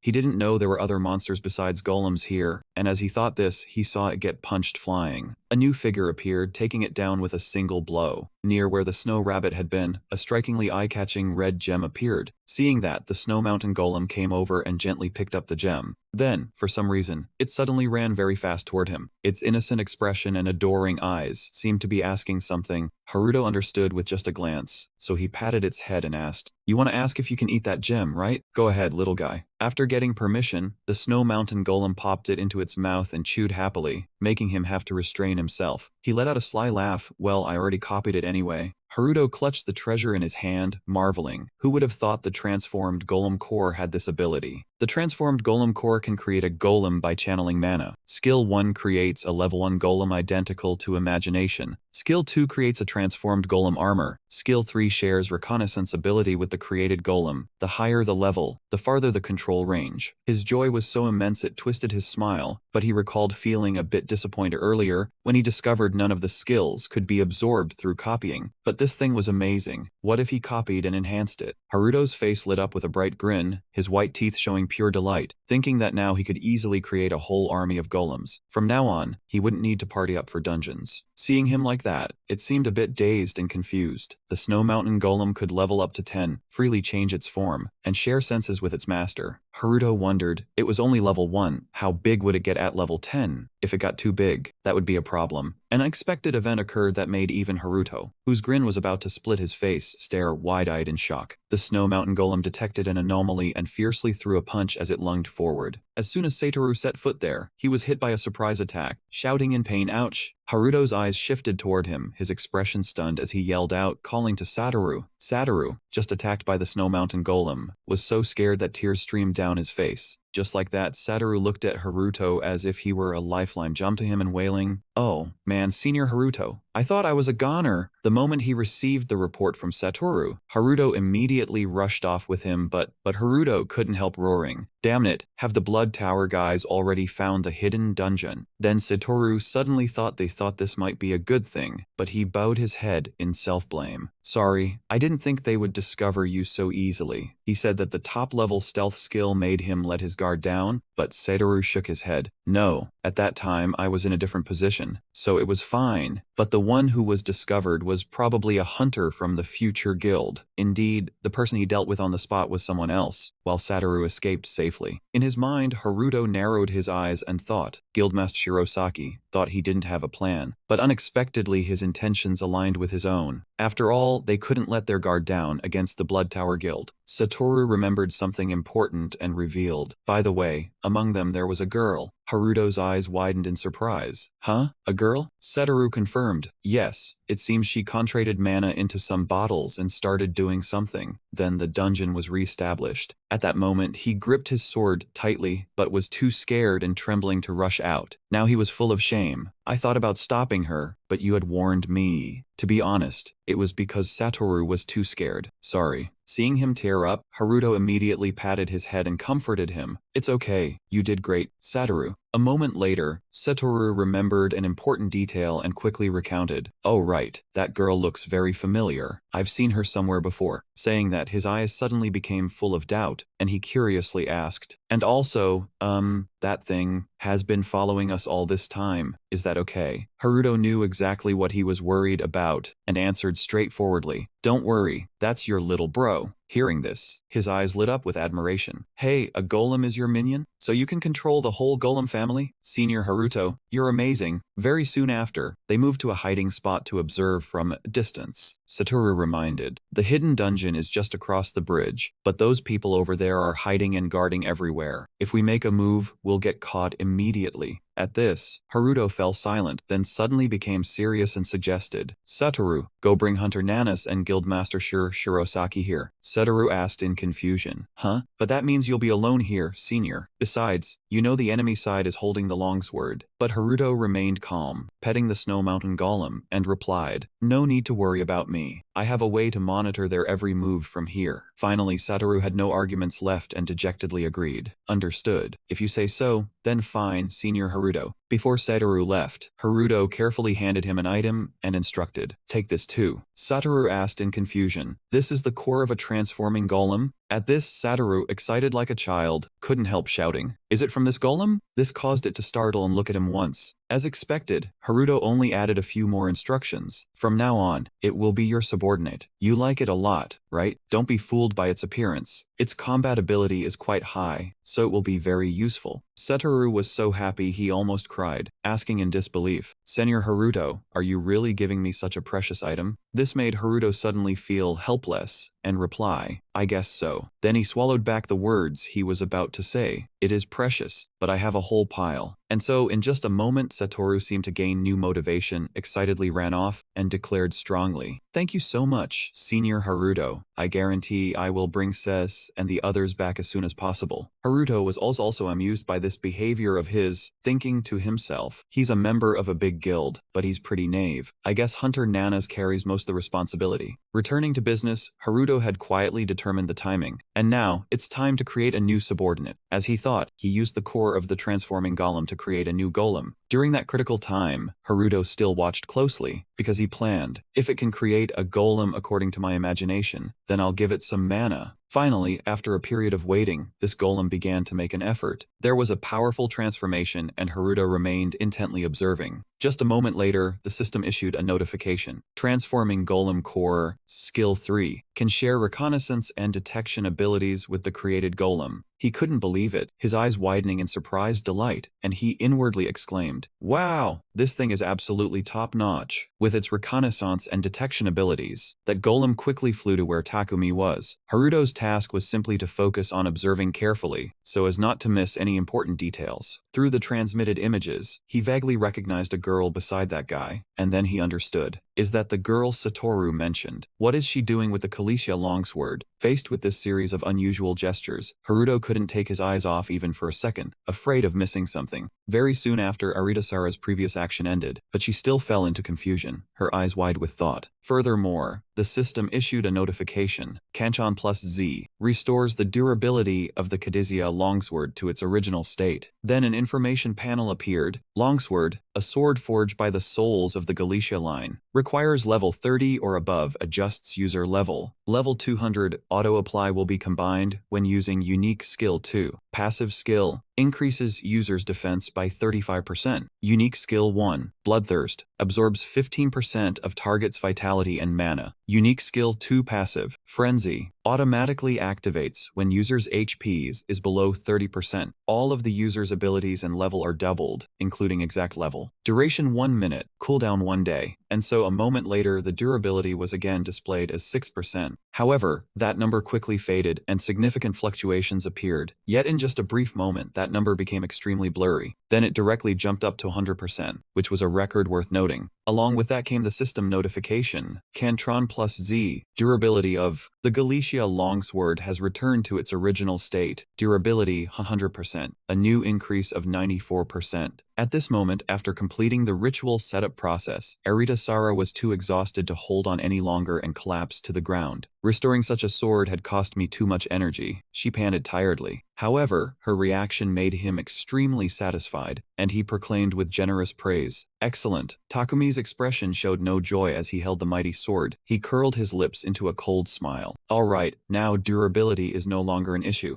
Haruto witnessed this through his scout golem, unable to hold back his astonishment as his eyes widened. He muttered inwardly, "No way, are you kidding me? The durability of Calicia's long sword has been fully restored. Can such a skill even exist in this world?" Now a possibility flashed into his mind. Wait, if that's true, then that girl is also like me, a bearer of the curse of the gift. The system's text flickered continuously in a painful red, slowly displaying the number 6. Then very quickly the displayed number became 100, a cold and agonizing red signaling a transformation that would change the situation. Once the system reached 100, it immediately turned green, and on the screen displayed a notification with the key combination Ctrl+Z. The durability of Calicia's long sword had returned to its original state, and remarkably, that very reversal pushed it to 100%, an increase of over 94% without any hindrance. This change hit Haruto like a rock smashed into his head. He dropped his jaw, so astonished that he muttered under his breath, "I can't believe it myself. I never expected that someone else besides me is bearing the same curse." It was unclear what his current emotions were. On the opposite side, Nana was weakened by the cold and exhaustion. Her pale face and ragged breath sparked several thoughts in him. Considering that the durability of the long sword had been reset, did that mean she had the ability to restore all items to their original state? In short, this was an ability opposite to his. But he quickly thought that if so, he could copy her skill. The blizzard grew stronger, and Haruto was worn out too. He couldn't linger any longer, yet he hesitated. Actually, can I copy someone else's skill? I need to find out first, but if I can't do it despite having so many... The sky was still filled with white snow. The only thing he could see now was the striking red of Nana's coat. With fierce determination, he told himself that he must turn her into his ally. Both of them were exhausted, but that bastard Takumi didn't give them long to rest. With no attempt to hide his eagerness, he growled under his breath, "Finally, it's time for me to break the barrier of the hidden dungeon's secret chamber." As he finished speaking, his sword stabbed fiercely into the barrier of the hidden dungeon as if sealing it. The scene before their eyes was so bizarre it made their hair stand on end. In the bitterly cold scene, only a blazing red area like a barrier created by Takumi existed, resembling a separate world that no one could touch. That barrier twisted like a centipede, coiling together like chains, forming a tight connection, making it difficult for anyone to enter, let alone think of escaping. Its terrifying force made Nana feel a wave of scorching heat slam into her face. She screamed in pain and quickly covered her face with her hands. As for Haruto, he also recognized this terrifying source of power. His deep eyes only caught the single light from Takumi's side. He realized in shock that it was the barrier of the hidden dungeon. Ignoring the two stunned people, Takumi arrogantly held the key, unable to hide his smile. He muttered, "If it weren't for the intel from Starfine, we would never have been able to break this barrier with this key." He thrust the sword hard into the core of the barrier, speaking as if recounting and bragging about his achievement. It was created 15 years ago by the great sorceress hunter Nishihara, which is why only this sword can hope to break the seal. Nana asked tensely, raising her voice, "What do you mean by that?" Takumi slowly turned his head, laughing savagely, and said calmly, "The original owner of this sword was Nishihara's husband Frederick Hill. He went missing in this dungeon 15 years ago. The hunter Nishihara set up a barrier that could only be broken by her husband's sword, so that no one else could penetrate it." Everyone was shocked by this information. Really? Both Nana and Haruto thought. The owner of Calicia's long sword is actually the world's top-ranked hunter, Swordmaster Frederick Hill. His wife is the great sorceress Nishihara Tomoka, and their daughter is Erz. No wonder she was so fixated on that sword. Takumi didn't care what they thought. He was eager to break the barrier's seal. He drove the sword down hard into the barrier and shouted, "All right, let's break the seal." As he finished, he yelled out Calicia's long sword, releasing its power while pouring all his energy into opening the barrier. The barrier immediately emitted a suffocating magical force, and the earth and rocks were swept up by that immense power, shattering into pieces. That deadly red felt like a sea of blood drowning the last vestiges of life around it. The birds that had been valiantly enduring the cold blizzard were now incinerated by that scorching red. Without a word, both Haruto and Nana ducked behind a large rock nearby, relying on its weight to withstand the onslaught. Haruto squinted to avoid being blinded by the light, helplessly cursing under his breath. A level 1 golem can't handle this kind of battle. If Khaleesi's longsword's durability hadn't been restored, it wouldn't be able to unleash such sword might for many days. But he had no time to think much. The barrier had opened, and the chain-like barrier trembled violently for a moment, itself struggling to resist being attacked by that powerful force. The scene was like a torn page from a story, for beyond the barrier lay another world, dark and deep as a black hole. Basically, no path was visible, no end in sight. Takumi, large as he was, suddenly seemed strangely small standing before this scene. But he was an arrogant and self-satisfied man, merely scoffing and muttering. Never thought the entrance to the hidden dungeon would be a spatial projection. She must have been quite torn about it. Well, I don't care. After 15 years, the hidden dungeon of Golem Mountain has returned. Then he shouted loudly, both as a command and a morale booster. Everyone, it's time to hunt for the heart of the giant golem. As he finished, they all silently stepped into that blinding spatial dimension, gradually vanishing, signaling a journey with little hope and much danger. Haruto was so anxious he bit his lip. He didn't know what to do. Should I follow them and tail them? He thought restlessly, cursing under his breath. Satoru, how long are you going to keep me waiting? At this moment, in southern Italy, the setting of S-rank dungeon was chilling enough to make one's skin crawl. The coppery stench of blood wrapped around everywhere. The blood was about to congeal on the bodies. The cold, dark dungeon created a deathly atmosphere so nauseating. The only surviving soldier was barely breathing. Using his last bit of strength, he gritted his teeth and said, "You could have just killed me, so why did you have to take the lives of the others?" The opponent flicked his finger lightly, displaying indifference and inhumanity in every gesture, and spoke in a flat tone as if it were a matter he couldn't care less. "If I did that, I'd be a murderer." His voice sounded innocent, as if it wasn't his fault. But if the entire squad is annihilated, people will just think it was an accident in the dungeon. After that snap of the finger, the poor soldier's life also ended in a tragic scene right before their eyes, so horrifying that one could only turn away and retch. That inhuman system again displayed cold, pre-programmed text. Warning: when the skill user loses their life, the skill will be transferred to the next ability user. In short, this was a power that stole others' lives to become stronger, and this guy had absorbed all the power of those poor soldiers. He grunted as he struggled to take in that vast surge of strength. Immediately, a bright red mark became more visible on his neck. His entire body emitted a dispersing aura, and his face gradually lost its human shape. Everything seemed pre-programmed. All things were already selected. Those surviving soldiers were like useless inventory items, being picked up and packed away. With just one press Ctrl box, the cut command took out all selected targets. All of them. Everything vanished without a trace, and in that moment human life became cheap and pitiful. A steady sound rang out, breaking the tense atmosphere. A golden-haired enchantress with a bizarre appearance clapped her hands without stopping, her voice harsh as she said, "Looks like your Canon Ace skill has improved, huh? Compared to wiping them out one by one, the scale has expanded." That guy replied emotionlessly, "The annoying part is that I have to take the target's life for the curse to finish me off. But what pisses me off most is that no matter how many times I use it, the skill doesn't advance at all." The enchantress moved closer and scolded, "Didn't I tell you before? If you never touch the target, the skill won't change a thing. It's the only skill that can be obtained and upgraded without killing the enemy." She paused for a moment, then emphasized, "Canon X." The mysterious man said in frustration, "We've been searching for that guy for 10 years straight, but haven't found even a single hair." He asked hopelessly, "Does Canon C really exist?" The golden-haired enchantress explained with a wild laugh, "It's a bit different in our dimension. I'm sure this world also has someone who holds it, and Canon E is meant to find people with Canon skills, right?" That guy calmed down, pulled his hood up, and muttered, "Oh, that reminds me, what about Canon Z?" The other replied, "Based on the info we've gathered, the Blood Tower Guild currently has a report about breaking the ceiling barrier created by the hunter Nishihara. Both of them had the same intention. Canon Ret is important, but remember to secure the giant golem's heart. This is the item that allows cursed skill holders to unleash their maximum power." The other answered, "Understood." The two then vanished into thin air. Meanwhile, inside that dimension, the Kurosaki Guild was slowly exploring. After walking for a while, Masato started getting annoyed with his subordinates and shouted, "What the hell? We rushed all the way here just to see a snowy wasteland. There's not even a trace of a fight. Did we take the wrong path?" he asked suspiciously. The clever Haruto replied, "They left not long ago. Your intuition is really reliable. Those two just disappeared without a trace." The others began analyzing based on the cave's situation. "It seems there are no monsters here. Since there's only one path, we'll catch up to them soon." They sped up, and Nana asked Ayres while running, "Do you have any idea where they got their information from?" Ayres didn't answer right away. She hesitated and said, "This is just my personal guess, but maybe their backer is Starfield." Her face grew serious. Nana looked as if struck by lightning, and she shouted, "Saffield." This inadvertently made everyone anxious, including Haruto. She asked in disbelief, "The #1 international guild in the world, they're in cahoots with the Blood Tower?" Ayres spoke awkwardly. "I think the reason might be my mother." Haruto had heard everything and suddenly realized. So that's the root of all the information the Blood Tower has. The Rainbow Bridge dungeon and the long rainbow sword. He began connecting the clues and worriedly realized they had planned everything out. He turned to Ayres thoughtfully, thinking, then their target might not be, but if it really is, he is very worried. Haruto concluded seriously, "Their target isn't the transformation golem key, it's you yourself, Ayres." Masato started urging, "Hurry up. If we catch one of the Blood Tower members and force them to reveal themselves, it'll be faster." He was also sharp, realizing that if Starfield was backing them, the fact that guy could use illusion magic on the rest was... He gritted his teeth and muttered, "Catch him and hear the truth from his own mouth." Everyone sped up, including the slow-moving golem. "Hey, wait for me too," he shouted as he ran heavily. Masato approached Satoru and asked curiously, "I've been watching you for a while, what are you leading along?" Satoru happily replied, "It's a subordinate that Senior Haruto gave me." Nana Storm asked, "Why did you give Satoru such a valuable item?" Haruto was hit at a sore spot and stammered, "Huh? Well, because it's valuable, I gave it to him. Giving him a new assistant ensures he's safe." He didn't notice that a very hateful smile unconsciously appeared on Nana's lips. Suddenly, a source of light appeared beneath his feet. Haruto was caught off guard and didn't understand what was happening. The unexpected had arrived, right under their feet. A golden formation array had opened a trap, very much so. And it was indeed a trap. In an instant, everyone vanished into that blinding golden light, except for Haruto. Haruto reacted immediately and shouted, "Satoru." Nana quickly dashed past, even before Haruto, her face filled with worry as she called out her younger brother's name, Satoru. All four of them entered the magic circle, the place where Satoru and the other three had disappeared. A golden flash enveloped Haruto, shocking him greatly. In the blink of an eye, they landed on another magic circle. He crouched low, touching the ground with his hand. A click sound was heard. Nana immediately stood up and yelled loudly, "Satoru, Haruto." He also looked around and shouted, "President Shirosaki." He raised his sword in defense, looking behind him, and asked loudly, "What's going on? We were supposed to be right behind them, but suddenly we lost them. How is that possible?" Suddenly, a loud roar echoed. Haruto immediately reacted and looked over. In front of him appeared a huge monster, its eyes fierce and vicious. Its sharp teeth lunged straight at him. Standing in front of the monster's wide-open maw, Haruto's soul nearly fled his body as he screamed inwardly, "Damn it, where did that thing come from?" While he was still stunned, Nanasa firmly gripped her long spear and charged forward. She shouted out her technique name and swung her blade in a clean, decisive arc. The monster's head and body were instantly separated. Its entire frame collapsed to the ground, kicking up dust as blood gushed endlessly. Before Haruto could even recover from his shock, he blurted out, "How can there be a dinosaur-shaped monster in a snow mountain?" Ayres crouched down to examine the carcass and replied, "This place feels like we're in a completely different world." She looked at everyone with a resolute gaze and declared, "It's definitely a multi-dimensional dungeon." The whole group was shaken and shouted in unison, "A multi-dimensional dungeon?" Above the Rocky Mountain ranges, strange birds soared across the blue sky. Down below the tall trees, Haruto's group was stunned by the scene before them, and he blurted out, "What is this?" Nan objected, "That's impossible. I heard all multi-dimensional dungeons were swept clean during the Great Calamity 15 years ago." Ayres explained, "Correct. My mother sealed all of them. However, it seems that for some reason, one has reopened." She continued her explanation. "The hidden dungeon of the Snow Golem Mountain is one of those sealed dungeons. The magic circles placed inside these dungeons are what allow them to connect with countless other dimensions. Imagining the scene of terrifying monsters being summoned, Eris drew her conclusion when the circle was activated. A teleportation gate to another world opened. It's also possible that we've been transported to an extremely dangerous dungeon. Hearing this, Nanasa seemed to understand and stroked her chin, saying, "So that's why the hunter Nishihara set up a protective barrier around this place." Ayres added, "My mother also hypothesized that the Great Calamity years ago was actually the rampage of a multi-dimensional dungeon." Haruto's face was full of worry as he asked, "If that's the case, then where did Satoru and Guildmaster Shirosaki get teleported to?" She replied, "They must have been sent to another dimension." She also spoke seriously to the three of them. "If we clear out this dungeon, we'll be able to reach the heart of the giant golem, so you could say we've turned misfortune into a blessing." Hearing this, Haruto gripped the hilt of his sword tightly and said, "Then let's act quickly." Haruto nervously lifted his head and stared ahead. At that moment, countless monsters stood before them. A giant dinosaur-like creature bursts through the trees and charges forward. Mo breaks into a sweat, realizing this situation is far from easy. Nana takes a deep breath and assumes a fighting stance. The scene shifts to the city center, where skyscrapers tower high. Skyscrapers collapse into ruins, engulfed in towering flames. A stone golem madly gives chase. The citizens can only scream and flee from its attacks. The hunters join forces, each delivering a slash, successfully taking down the golem, but its core remains intact, and the golem quickly regenerates. One man exclaims, "Damn it, there's no way we can break that core like this." The hunter beside him turns and shouts for help. "Mage, we need area firepower. Back us up now." The young mage hunter glances over and answers gravely, "Not now. Out here, we can't absorb mana as easily as inside the dungeon." He mutters, "I'm busy defending myself. I don't have a hand to help you." Another hunter, while chopping off the large golem's arm, curses, "Damn it, just when we need him. That mana battery guy disappears again." The spear-wielding hunter nearby also attacks with all his might. "Never thought we'd actually need that useless piece of goods." Suddenly, another stone golem strikes from behind. It roars, its hand about to smash the spear-wielder. The young mage sees it and shouts in panic, "Hey, behind you!" Suddenly a bright sword slash flashes by. Lucas appears out of nowhere and cleaves the attacking golem in two. He quickly lands on the ground, with shattered rocks from the golem's body beginning to fall behind him. The young mage starts to say, "Ah, thanks," but before finishing, he's surprised to see the man's face. "A foreigner?" Lucas brushes back his hair and replies with a smile, "I'm here on business, but I can't just hide behind and ignore this." The spear-wielding hunter steps up. "We were really pushed into a tight spot. Thanks for lending a hand." The young mage compliments, "Your Japanese is pretty good, and you're even wearing a suit." He asks with curiosity, "By the way, what's that mana battery thing you all mentioned earlier? It's got me really curious." The spear-wielding hunter gives a mocking smile and points as he explains, "Ah, it's no big deal. He's just a low-tier hunter, barely capable in a fight. His only skill is infinite mana regeneration. His role is just to be a mana battery for the team." Lucas quickly steps forward. "Where can I go to meet that guy?" The spear-wielder replies, "I used to run into him a lot, but I haven't seen him in a while, so I don't know where he is now. It just came to mind and slipped out." Upon hearing that, he thinks to himself, "Infinite mana regeneration. I've never heard of that before. Could it be that he..." Suddenly a voice rings out, "Oh, finally here." Lucas turns to look. On top of a tall building, two figures appear. It's Go and Shinoda Makoto, calmly looking down. He silently identifies them. Guildmaster of Midas, Go, and Guildmaster of Great Power Shinoda, huh? Lucas can't help but feel a bit of anticipation, as if he's about to see something interesting. A large group of stone golems is moving. The last one is the largest. Standing on the high floor, the two watch the golems below. Makoto exclaims, "Great golems, no doubt about it. The Snow Mountain golems have indeed had a prison break." Then he turns to the person beside him. "They're perfect opponents for you, aren't they?" "Guildmaster, I'll back you up." Go angrily grinds his teeth. "Shirosaki, that dungeon bastard. What the hell is he doing in that dungeon?" With that, he leaps down and shouts to Makoto, "Go report to the chairman my reward must be something from the association's S-rank equipment vault." Instantly, Go activates the stone armor ability. His body quickly becomes encased in stone. He lands heavily on the ground, his power shattering the concrete pavement, sending dust and debris flying nonstop. Go's entire form transforms. A layer of hard rock like sturdy armor covers his whole body. The golem, unaware of its own limits, charges at Go. He is filled with contempt. "We're both made of stone, but the difference between you and me is enormous." He immediately charges at them, and one by one, the golems shatter in succession, none able to withstand a single blow from him. The buildings are affected by the shockwaves from the battle between the golems and Go. On the other side, a hand is gathering power, streaks of light appearing. It's Shinoda Makoto, raising his arm as he casts a spell. A multicolored magic circle quickly forms, spinning around him as he points his hand forward. The stream of magical power shoots off at the speed of light following his command. It whizzes right over Go's head, and he immediately remarks,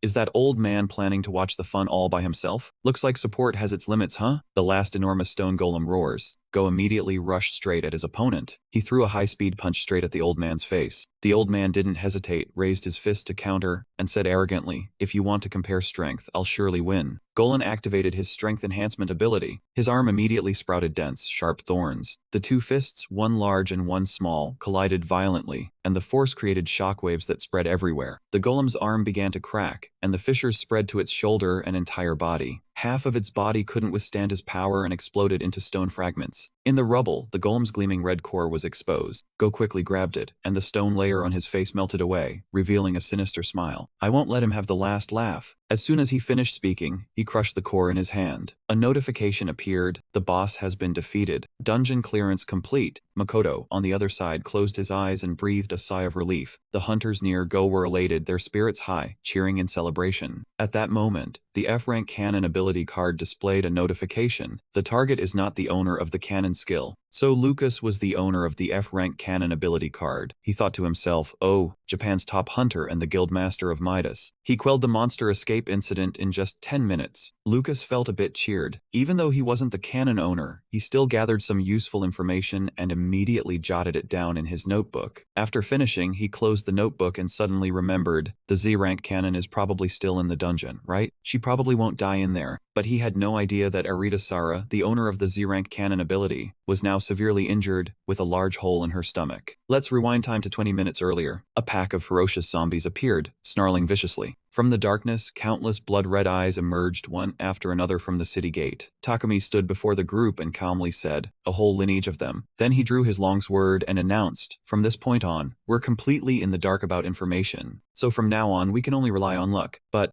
he shouted loudly and swung a blazing red sword slash. "This dungeon doesn't seem so tough." The zombies hit by the sword energy only let out a sound before their bodies began to disintegrate. The power of the longsword spread through the horde, and all were destroyed in an instant. After a moment, the smoke gradually cleared, leaving only the gray of corpses scattered on the ground. A notification appeared, "Dungeon cleared," teleporting to the boss location, the heart of the giant golem. Upon hearing that, Takumi smiled dangerously, and the whole group was mentally prepared. Soon, the group was teleported to a massive stone door, above which were strange symbols. A masked figure spoke up, "Finally, we've reached the hidden dungeon boss." Takumi picked up the golden metal key. Time to make good use of this key. With that, he wasted no movement and inserted the key straight into the door. The huge, heavy door swung open, and they entered one by one. As soon as they stepped inside, everyone saw a row of massive stone statues with eerie jade-green eyes. Someone exclaimed, "What is this?" "Just a bunch of statues in here." The masked figure drew his sword close to the wall and asked, "Maybe we arrived too early, and the boss hasn't appeared yet?" Sarah was sweating profusely, breathing softly. She thought to herself, what nonsense is he talking about? Ever since we entered, I've felt an indescribable pressure bearing down on my body. She looked at the others and wondered, don't the others feel it? Are they just used to it because they're hunters? The masked figure continued, "It must be so. In that case, we just need to defeat the monster and take the reward." He completely failed to notice something above him rushing down. As soon as he finished speaking, he was crushed into the ground by a giant stone hand, shattering the stone floor and sending dust flying. When the hand lifted, blood dripped from the ground unceasingly, and the masked figure lay motionless. It was the hand of one of the stone statues, its eyes now turned red. The ground clearly showed a handprint, with the masked figure lying deep in the indentation. Another masked figure witnessing this couldn't help but scream in fear, "Holy crap, the statue's the boss. Wait, does that mean the other statues are too?" Immediately, the other statues also moved, quickly surrounding them. Sarah was completely terrified, her whole body trembling nonstop. She covered her mouth with her hand, trying not to make a sound. The masked figure who was crushed earlier turned out to be still alive. He coughed up a mouthful of blood with difficulty. Cack. Seeing Sarah's frightened expression, Takumi found it baffled and thought to himself, "What are you playing at? How many times have you seen others die right before your eyes before?" He shouted loudly, ordering Sarah to snap out of it and restore the masked guy's condition, while he was still breathing. She was startled by the call, her eyes welled up, but she gradually regained her composure. Sarah quickly ran toward the masked guy who was still gasping for breath. But as soon as she pulled out the mana storage bottle, streams of mana kept leaking out. In Sarah's hand, the mana bottle was almost empty. She looked inside astonished. "Huh, the bottle's out of mana? No, is mana leaking out?" Both bottles seemed to have their mana drained by something. She was bewildered. "Are you kidding me? Even a top-tier mage couldn't break the seal on these mana bottles. What's going on? All the mana is flowing in one direction." Sarah broke into a sweat as she looked toward where the mana streams were heading, unable to stay calm. Where are they all going? A tall stone statue swung its sword at the group. One guy couldn't run away in time and resigned himself to his fate. Another, crawling on the ground, tried to flee but let out a terrified scream. Takumi was swinging his sword wildly, and seeing this, he shouted, "Don't be cowards, fight back. No matter how big it is, it's just a golem." With that, he struck another statue with his sword. Chunks of broken stone flew out from its belly. Then Takumi said to a masked guy, "If it's a high-level monster, use your own body." He replied, "I already tried earlier, but I can't activate either the stealth skill or the body enhancement." Suddenly, a dark shadow charged straight at the masked guy, and his hair stood on end. The stone statue's sword immediately smashed into him. Takumi leaped back, cursing loudly, "Damn it!" But when he looked to the other side, he couldn't help but panic. A masked guy was being grabbed tightly in a statue's hand. It squeezed with such force that blood kept spurting out of him. Then even threw each body down in front of Takumi, leaving him speechless. He gritted his teeth in fury. "Are they pushing us back? If they wipe us out completely?" Takumi's eyes widened in rage. "Our effectiveness. I'm about to go crazy." He looked so tiny standing before the stone statues, and he shouted, "You damned rocks. Being this big only makes you a bigger target." Raising his sword high, Takumi bellowed, "Kalicia's long dragon sword, release your power." Suddenly, a red notification appeared. User lacks sufficient mana to unleash the sword energy of Kalicia's long dragon sword. He couldn't believe his eyes, his voice filled with anger. "Ha! I'm over level 300. How can I not have enough mana?" The statue lunged at him. All he could do was stare and curse. Damn it! The massive stone sword swung down with tremendous force. The ground instantly split open, sending a crack shooting upward. Ignoring the situation over there, Sarah stepped on the stone stairs, following the direction where the mana was being drained. She finally arrived, feeling relieved. Found it. All the mana converged here. In front of her was a stone platform, on top of which something was constantly absorbing the surrounding mana. Curious, Sarah reached out her hand. "What is this thing?" As soon as Sarah touched the stone box, it immediately reacted and started shaking. An enormous red stone appeared before her eyes. It made her exclaim in surprise, "No way! Is this the heart of a giant golem? But why isn't it regenerating, instead absorbing mana?" The heart detected the intruder and vibrated violently in pulses. Sensing danger, Sarah couldn't help but break into a sweat. "This is bad." Immediately, without hesitation, she ran away from the giant golem heart. But it was already too late. It shot a beam of red energy straight at Sarah. The energy beam pierced through Sarah's side, and blood instantly gushed out. She fell straight from the high stone steps and tumbled down. Her mouth kept spitting out blood clots. A statue noticed Sarah lying nearby. It raised its arm holding the stone sword high. Its eyes bloodshot. It chopped straight down toward her. From Sarah's shadow, dark tendrils suddenly emerged. Takumi appeared just in time, blocking the giant statue's descending sword. The weight of the sword pressed down on him, and he couldn't bear it, spitting out a mouthful of blood. He took out a small vial with one hand. A notification appeared. "Advanced Healing Potion from the Hunter Association. Restores 80% HP, MP, and damage resistance when used. Emergency option can be applied to affected area to preserve condition." He used it directly on Sarah, the unconscious girl. Then he dropped to his knees and hoisted her body onto his shoulder. A sudden notification appeared. The heart of the giant golem has awakened, initiating a battle with the monster lord. He gaped, "Huh? That thing?" Looking ahead at the stone door slowly closing, he grew anxious. "Damn it, the door is closing? I have to use the illusory shift technique to get out of here immediately." His feet continuously emitted swirling black smoke. A red warning echoed. "Alert, user does not have enough mana to perform illusory shift." He shouted in despair. Of course, right? Where did all my mana go? Facing a critical situation, he had to use his whole body and run as fast as possible toward the door. But when he was just a short distance from the door, it had nearly closed, leaving only a gap just wide enough for one person. In his heart, he screamed, "Damn it! At this rate, both of us won't be able to get out." Ignoring his bleeding wounds, he tore through the space and leaped high. With his last strength, he threw the girl straight through the stone door. She flew out and landed sprawled on the ground. She struggled to get up, her whole body trembling, and said with difficulty, "Why?" He smiled confidently at her. "As long as you're alive, you can reset everything to its original state, right?" The door closed before her eyes, and behind him a statue was charging. Tears welled up, and she forced out a curse. "Are you stupid? I'm not a hunter, I can't absorb mana, how can I reset?" She fainted in a daze, blaming herself. "I shouldn't have come here. If I had to die in this place, then my parents would." Suddenly she felt a change in her body. Something warm. "This is mana." Sarah slowly opened her eyes to see Haruto in front of her. Still dazed, she couldn't tell who he was and vaguely saw him. "Who are you?" He saw her gradually opening her eyes and called out, "Are you okay?" She looked at him and thought, is this the one who shared mana with the hunter Nana? At that moment, he was healing her. She felt her entire body being filled with mana. If I could have this amount of mana. He focused on transferring mana to her. He said, with enough mana you can reset your own body, right? She was surprised that he knew what she was thinking. She thought to herself, how does he know about my skill? At that moment, a loud voice shouted, "Are you kidding me? We chased all the way here, and now we can't even open the door?" Ayres calmly walked to the door and told everyone, as long as a hunter is fighting inside, outsiders cannot open it. We can use the key to force it open, but surely everyone remembers there is only one key. Masato, the guild master of Future Guild, angrily cursed. Damn it! Life is such! If we had known, we would have defeated that resurrected mutated golem before coming here. Speaking of that, he turned to look behind. At this moment, the girl had woken up. She asked softly, "Who is this?" It seemed she was a high-level healer from the Blood Tower Guild. He said, "You were severely injured, but thanks to Haruto's mana, you've fully recovered. When we return, we'll need to investigate further. I've suppressed her with some hunter equipment." Hearing that, he still didn't calm down and grew even more furious. "That's assuming we can get out. If we don't clear the dungeon, we'll be trapped here forever. Is that so?" He didn't want to anger him further but had to tell the truth. It's highly likely. He was now extremely angry, no longer bothering to curse, just standing in a corner muttering. So this is why so many people have gone missing in this dungeon. He saw him like that and felt helpless. He heard that but was also anxious, thinking, what should I do? Should I show them the key I created with my skill? The inventory currently contained 4 giant spider silks 10, 1 Khaleesi dragon lance, 4 king bear claws x10, 5 mutated golem cores x10, 1 heart unlocking key x2. I can probably divert the conversation somewhere, right? Then he took out the key from his inventory. He then walked to the door, touching it to sense. This is the door my mother sealed. I'm sure there's something. Suddenly, the door emitted unusual green light. Above, mysterious text appeared as well. Similar inscriptions also emerged on Ayres' cloak. Everyone was stunned. Haruto was the first to run over and ask Ayres how she opened the door, since her cloak was emitting the same glowing pattern. Ayres picked up the cloak and told him that this cloak originally belonged to her mother, and it was probably crafted to resonate with the door. Hearing that, he secretly rejoiced. So Ayres was the key to unlocking this hidden dungeon, and he needed to explore it carefully. Masato arrived later and didn't understand what they were talking about. He added that the door looked like an automatic one, but then a strange surge of energy made everyone feel uneasy. Even the snow mountain golem accompanying them could sense the odd pressure in the room. Nana stepped forward and warned everyone to assume a defensive stance, because something was draining their mana. He asked Sarah, who was standing nearby, "Sarah, is this the thing you mentioned earlier?" Sarah nervously replied, "Yeah, the giant golem's heart is absorbing mana from everything around it. It uses the absorbed mana to generate its own mana." He was surprised. It absorbs mana. So what do we do now? As he was thinking, Saren grabbed his hand and said worriedly, "Get out of here quick. No matter how high level a hunter is, without mana." Suddenly he noticed something in the distance.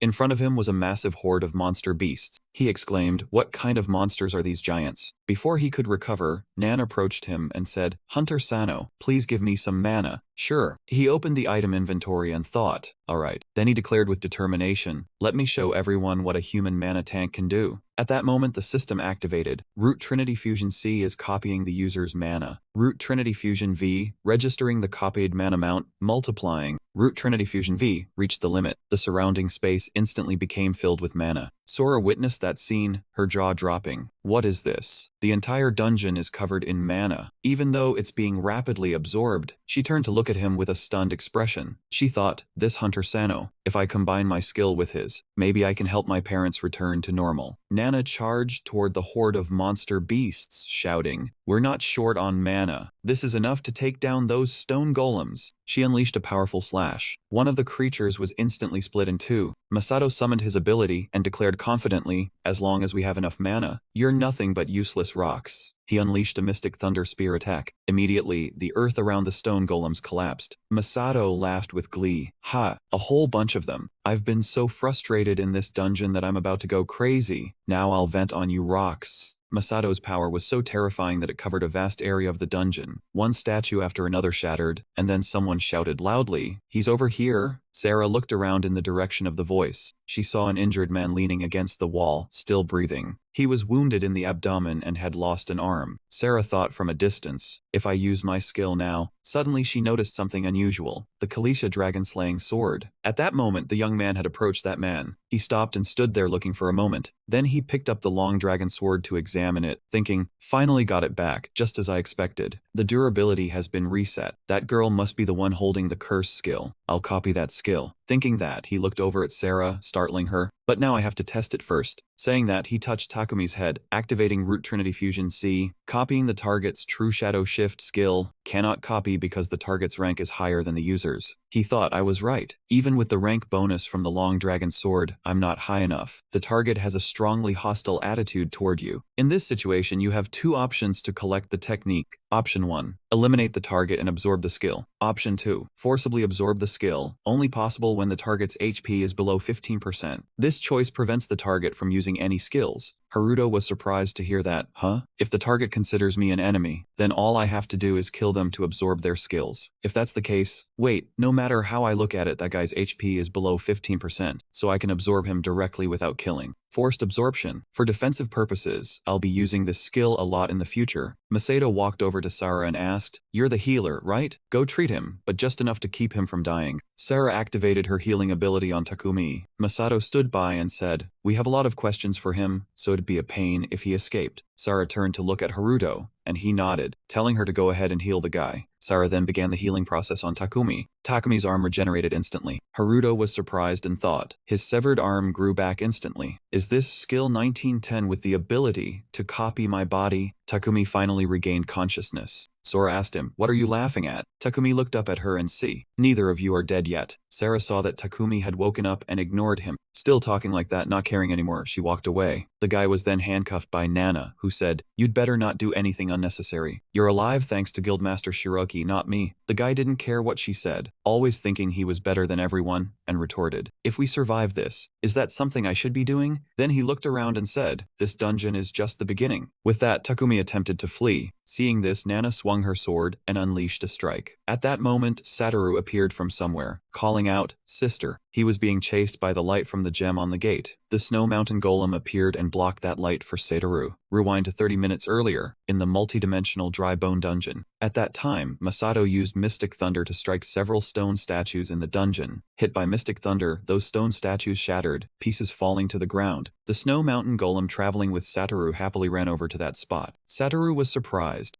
You want to eat the magic stones?" Masato saw this and turned back to say, "Give them all to Mai, these stones aren't worth much." Hearing that, the Snow Mountain Golem rushed in and started eating the magic stones one by one. At that moment, its body underwent a change. Snow Mountain Golem. Golem level 2, 25% chance to reach level 10. Flexible shape change level 2, can share senses with the user level 2. Satoru was delighted and went to pat its head, saying, "My little minion has leveled up." As he touched the Snow Mountain Golem's body, suddenly stone transferred from its body to Satoru's. He exclaimed in surprise, "Little minion, what is this?" Back to the present, Satoru's body was also enveloped by the Snow Mountain Golem, protecting him from attacks. Haruto witnessed this and couldn't help widening his eyes. This kid, that thing merged with Satoru. In just a short time it already leveled up. Masato thought to himself, no matter how I look at it, this scene is exactly like Guildmaster Midas's unfinished stone assembly. So that transforming golem core levels up this way. I'll need to study it more carefully when we get back. Masato created a protective circle to defend himself from the attacks in the dungeon. Suddenly, a powerful strike grazed his shoulder, making Masato a bit uncomfortable. Ayres, who was also on defense, warned Masato, "Guildmaster of Future Guild, be careful. These attacks are all made of pure mana, with high-density mana and very sharp, light rays. They can't be blocked by magical barriers." Nana stepped forward and told everyone, "On the contrary, that's precisely why the best method is to counter with physical attacks." She then unleashed the Whirlwind Blade. Surprisingly, that strike actually blocked the real attack. Haruto glanced at Satoru and thought, just as Hunter Nana said, because the mana is so dense we can block the attacks with ordinary swords and shields. On Satoru's side, he was worried about his protecting golem. My little minion, are you okay?" That was why Satoru's minion was able to successfully block the attack. Haruto still felt something was off, but if we just keep blocking, we won't be able to advance at all. Because I can generate infinite mana, the heart of the giant golem will keep launching attacks. We need to get close enough to destroy it, or we'll all die. I have to think of something. That's it. The Shift Shadow technique. That guy from the Blood Tower Guild could use this skill, even when wrapped tightly in giant spider silk. Having thought of that, Haruto began to activate Blocksta Co-op V. Using the giant king spider silk, he was happy that he could now use his skills without fear of being discovered. Cantron Trill C combined with the giant king spider silk and activated the illusion shift technique. A moment later, Haruto was nowhere to be seen. Ma, the one behind him, saw him vanish suddenly and wondered where he went. At that moment, Haruto had already headed toward the source of the attacking energy. The closer he got, the stronger the energy became, which slowed his steps. Haruto reached the spot, touched it, and realized, Quesa's Venom technique, resonance frequency, should be enough to destroy this. Suddenly he felt a great difficulty. A moment later he was thrown back far away. Haruto was injured and finally understood the enemy's purpose. They were focusing mana to explode. Not giving up, Haruto roared, "Who do you think I am? You mindless thing. The mana you absorbed was given by me as alms, you know that?" Then he used Cantron V, combined with the giant king spider silk. The summoning words wrapped tightly around its location. That energy was coiled up, preventing it from attacking the surroundings any further. Masato witnessed Haruto's actions, and was also surprised by the constant attacks from the giant golem's heart. Nanas was also shocked. He stopped it. Even Moore and Harris couldn't stop being amazed. Satoru cheered excitedly. "Senior Haruto." They thought it was all settled, but unexpectedly, that energy escaped from the spider silk trap. Haruto yelled, "Still not enough." He continued using Cantron Trill V with the giant king spider silk, intending to lock it down again. He thought to himself that he just needed to touch it one more time. His effort paid off. Haruto finally touched it. Got it. Cantron Control V, activate Croatia's Venom technique. Resonance frequency, destroy the target. Haruto touched deep into its energy core. That caused it to slowly crack. The system announced, "You have leveled up." Its heart finally shattered completely. Haruto stood nearby and had to shield his eyes from the blinding light of the explosion. The screen before him showed, "You have destroyed the heart of the giant golem." The dungeon had been cleansed. He sat down happily. Haruto thought to himself, just as I predicted. Right after that, continuous level up notifications flooded in, even leaving Haruto stunned. Damn, that was solid. I actually leveled up. You have received a common item. Haruto reached out and grabbed the heart. It was the giant golem's heart level 1 with a skill for infinite mana regeneration. The second skill could absorb mana up to a certain limit. This was a bound item. Haruto held it in his hand, looking a bit uninterested. Infinite mana regeneration? I don't really need that skill. I'll copy and paste it for safekeeping first. Control-C had leveled up, and now the skill would automatically copy any copyable items. Hearing this, he suddenly became interested. Oh, auto-copy. That's absolutely fantastic.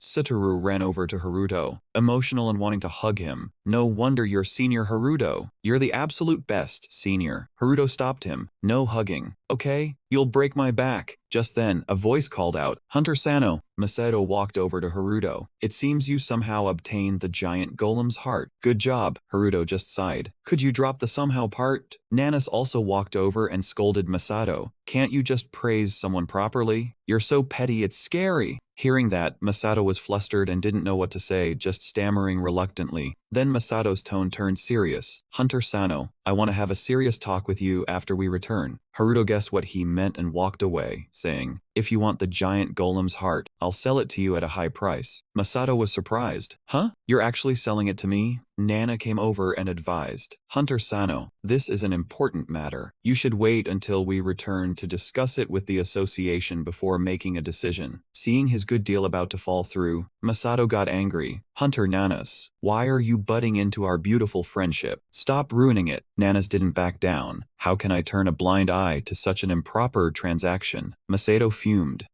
What's improper about it?" Haruto didn't care about their argument. He turned around and left. At that moment, a voice called out, "Hunter Sano, wait." Everyone had gathered together by now. Haruto pulled out the spirit longsword. "Here is the rare artifact of Miss Ars's mother. I'm sorry for returning it so late." Ayres looked at the sword and said it was fine, then thanked Haruto for keeping his promise to retrieve it. Mo asked him, by the way, if that move he just used was the same as the one from the Blood Tower Guild Master's technique, which startled him. Masato remarked, now that he mentioned it, that guy had teleported across a huge distance in the blink of an eye. He tried to stammer his way out of it, claiming that skill came from the upgraded King Giant Spider's thread, allowing him to move super fast by shooting webs. Mo heard that and looked skeptical. Nana cut off the speculation, saying it wasn't nice to pry into other people's skills, and suggested they return and quickly investigate those two. At that moment, Takumi and Sarah also had to follow them back for the investigation. When no one was looking, Takumi said to Sarah, "You still owe me for saving your life back then, right? Quickly reset the dungeon," which caught her off guard with his proposal. Sarah gritted her teeth and cursed, "Are you insane? Fine, but this is the last time, Takumi." Takumi gave Sarah a sinister look and said, "Did you find a mana potion you like? If you forget our agreement, you'll be in big trouble. The eternal suppression bracelet won't allow you to betray your comrades. That's the oath of Adamas. As long as you're wearing it, you can't escape me. Remember, even your parents' lives are in my hands." Hearing that, Sarah shed tears and raised her hand to look at it. Takumi continued, "Reset it for me right now. I risked my life to save you. Now it's time to repay me. There's more than enough mana here to do it." At that moment, he noticed Sarah's unexpected action and had a bad feeling about it. Sarah touched her hand to the ground. He sensed something was wrong and shouted a warning. "Everyone, get out of the dungeon fast. It's about to be reset." Ares was startled. About to be reset. If that happens, who knows what spatial dimension we'll get tossed into. He cursed in anger. Damn it. He rushed over to Sarah, trying to stop her, and asked, "Why are you suddenly doing this?" He quickly lunged forward and wrapped his arms tightly around Sarah to prevent a disaster. But it was already too late to salvage anything. The layers of earth and stone merged with an overwhelming power, constantly breaking apart. Then all they saw were intense, blinding beams of light raining down continuously like meteors. Under that fierce storm, everyone was swept up. They were dragged along, unable to resist at all. Yet, by some miraculous means, at that crucial moment, they managed to erect protective shields around their bodies. Thanks to that, when the space began to crack and split apart, they were able to safely protect themselves from the danger. Inside the shell of their shields, they drifted like formless objects, wandering through a sky full of turbulent storms. Finally, they managed to move out of the shattered spatial zone that was about to be reset from within. Satoru saw that he was still trapped in that chaotic mess, and couldn't help but shout in worry, "Senior." Nana also couldn't hide her astonishment and narrowed her eyes to ask, "Is this the space above the sky of Tokyo? What just happened?" Ares replied in confusion, "I don't know either. Right now, the more important thing is..." But before she could finish, a voice called out from behind, "Nana!" Makoto saw his daughter also present in the chaotic place and frowned. "Why are you here?" This startled her, and she answered awkwardly, "Huh? Dad? No, I mean, President Shinoda." His appearance made Masato exclaim in surprise. Where did President Shinoda come from? Misto only replied flatly, "That's the question I should be asking you. Did everyone safely conquer that dungeon?" A hint of surprise flashed across his face as he asked curiously, "But is this all that's left? Where are the others?" Hearing that, his expression darkened. He gritted his teeth and was flustered, not knowing what to say about that matter. As for Nana, her worried gaze was fixed on that spatial area, and she let out a deep sigh in thought. At the same time, inside the dungeon, Takumi suddenly questioned in a cold voice, "What's this? The dungeon hasn't been reset yet." Seeing him fall and slide to the ground, she had to make up an excuse. He pushed her, so the hand device process was interrupted midway. At that point, he didn't rush to blame her, but just grinned slyly and replied, "Well, that's fine too. At least those other bastards have been thrown out. Looks like the seal has been reset as well." Next, he stepped closer to him, step by step, and declared, All I need is to get my hands on the giant golem's heart, and everything will fall into place." He couldn't hold back anymore and shot up to his feet, shouting, "Shut up!" After that, he immediately summoned a giant spider web from the king. However, the system reported an error. The items Kanchan C and Kanchan V were not found.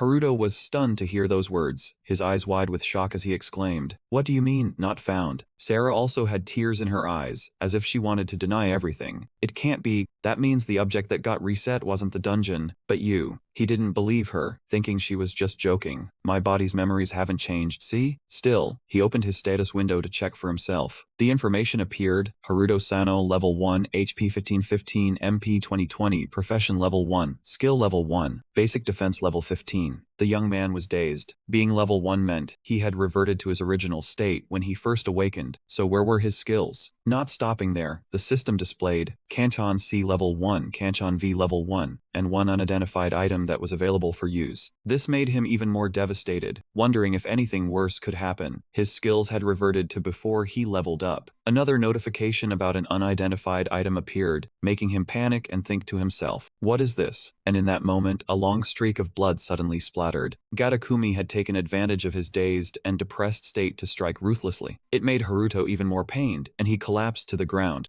Seeing him like that, the man cackled with glee. Look at your panicked face, your level's been reset. Go meet your ancestors. In that critical moment, he tried to calm himself. Stay calm, the cursed skill isn't lost yet. That unidentified item in my inventory. If it's me from before I got cursed, then the best move is to play possum and catch the tiger. But then something unexpected happened. The harsh sound of two swords clashing rang out. It turned out that the person Haruto thought had left appeared just in time, blocking a sword stroke for him. Seeing him, Takumi sneered even more wildly. Hey, you're that low-level hunter from the International Hunters Association, right? Still hanging around here? Haruto exclaimed in shock. Why? But his face was resolute as he earnestly protected him. Hunter Sano, run. Leave him to me. What you need to do is get out of here now. Being loyal, Haruto refused. Can't do that. That touching display of brotherhood made the man sneer mockingly. A bunch of arrogant fools. Belittled, taunted back. You look down on me? The level gap is this obvious, isn't it? He then put pressure on him, gritting his teeth and probing. You, someone unqualified to fight, what are you going to do? Though he didn't want to admit it, that guy's skill was truly too great, causing Mo to lose his footing. His sword snapped in half, and he took another slash. He was powerless, knocked backward, unable to hold his ground. Takumi didn't let up. He immediately lunged fiercely.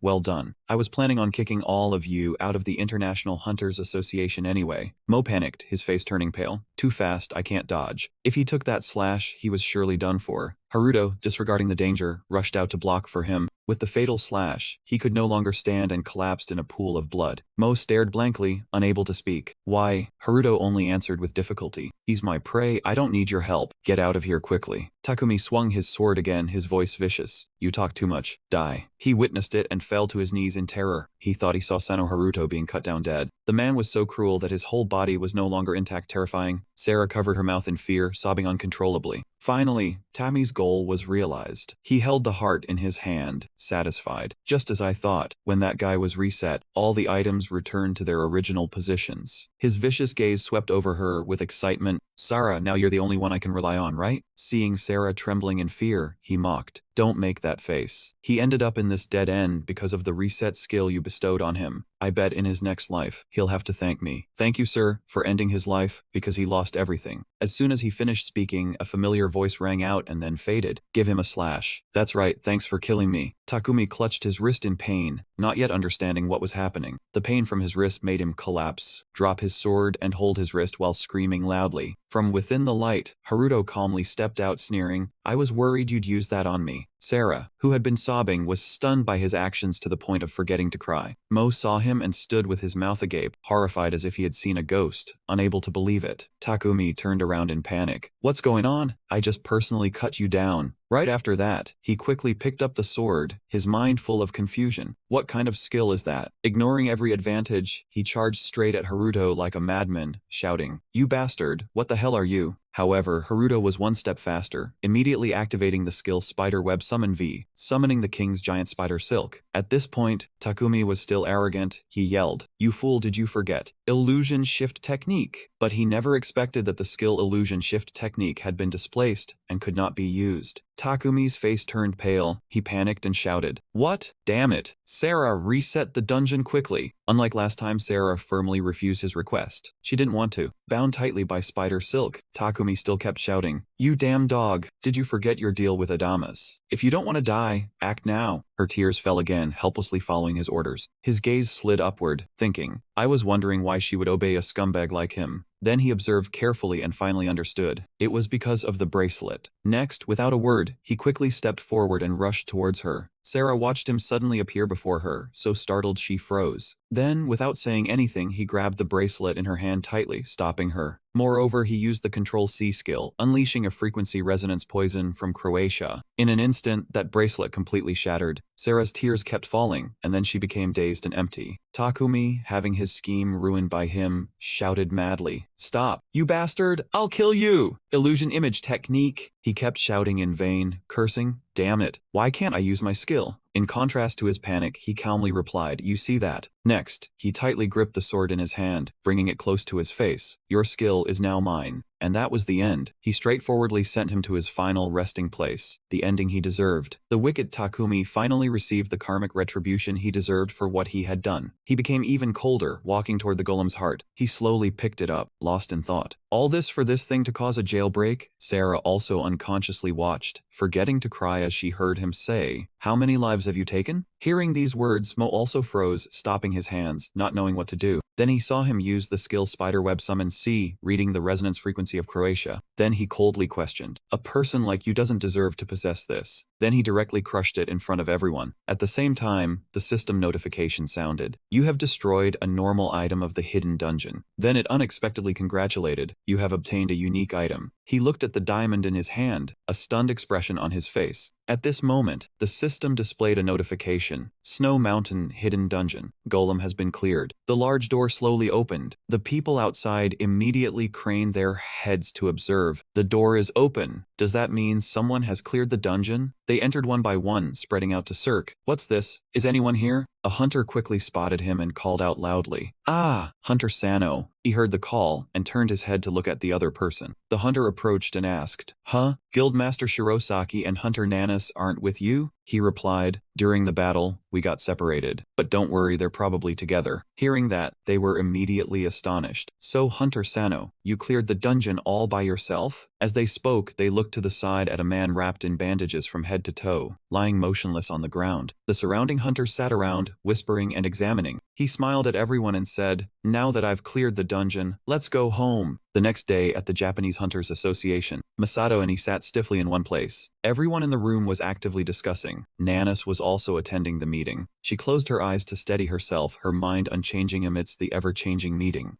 Guildmaster Shinoda Makoto thought, "Once that kind of dungeon is cleared, other dimensional spaces will also be affected." The silent Guildmaster Gao also sighed and spoke up, "I see, so that's why there was that jailbreak." Tokuo emphasized that the top priority was that the seal set by Hunter Nishihara had been broken, and the spatial dungeon was a harbinger of the disaster from 15 years ago. The man next to Nana, upon hearing this, indignantly spoke up, "Isn't the chairman's announcement a bit too hasty now?" The person beside him chimed in agreement. "That's right, after all, the dungeon only collapsed once." Someone disagreed, mocking that he had said similar things before. The provoked man angrily retorted, "What did you say? How dare you?" Nana let out a weary sigh. Then she angrily slammed her hand on the table, silencing the entire meeting room. She spoke up, "Excuse me, I have matters to attend to. We need to consult the Blood Tower Guild as soon as possible. The multi-spatial dungeon issue can't be solved overnight." Gao heard that and angrily slammed the table, glaring and shouting, "Arrogant, huh? Are you saying you're working hard while we're just playing arm wrestling here? We're also busy dealing with the prison break case." Masato saw the atmosphere was too tense and cut in. "Calm down, who could have predicted this? I also heard that Guildmaster Takuchi and Shinoda have been very dedicated in handling the incident." Upon hearing that, Mr. Gao immediately turned around and stepped forward, his eyes fixed on Haruto. He leaned in close and attacked, "You're the star of the dungeon clearing, aren't you? If you're that skilled, there's no way I've never heard of you. So, who are you?" Haruto thought he was going to say something else, breathed a sigh of relief, and calmly replied, "I'm just a hunter." Gao felt disrespected by that attitude. "You know who I am, yet you remain so composed?" Haruto pulled back his chair and stood up. "And what do you plan to do?" Seeing a brat dare to stand up and confront him, he was slightly stunned. Haruto calmly said, "Not only did we clear the dungeon with the fewest casualties, we also discovered the dangerous multi-spatial dungeon. I thought such an achievement deserved encouragement, but instead we get criticized. Right, Guildmaster Midas Takuchi?" Gao was furious, veins bulging on his forehead. He raised his hand encased in stone armor and threatened, "Interesting way of talking. You know my background and still dare to put on that attitude?" Masato saw the situation spiraling out of control and immediately jumped to his feet. The people around seeing that arm immediately stepped back. "Hey, you're going to use stone armor right here?" By now, Gao didn't care about anyone, arrogantly flaunting his power. Suddenly someone called out in a deep voice, "Guildmaster Takuchi." Gao glanced toward the speaker. Tokuo clasped his hands, his gaze icy as he looked at him. "If you keep overstepping, there won't be any rewards for this mission completion." As soon as he heard there would be no rewards, he immediately retracted his power, and his face returned to normal. Then he angrily walked out the door under everyone's gaze, grumbling,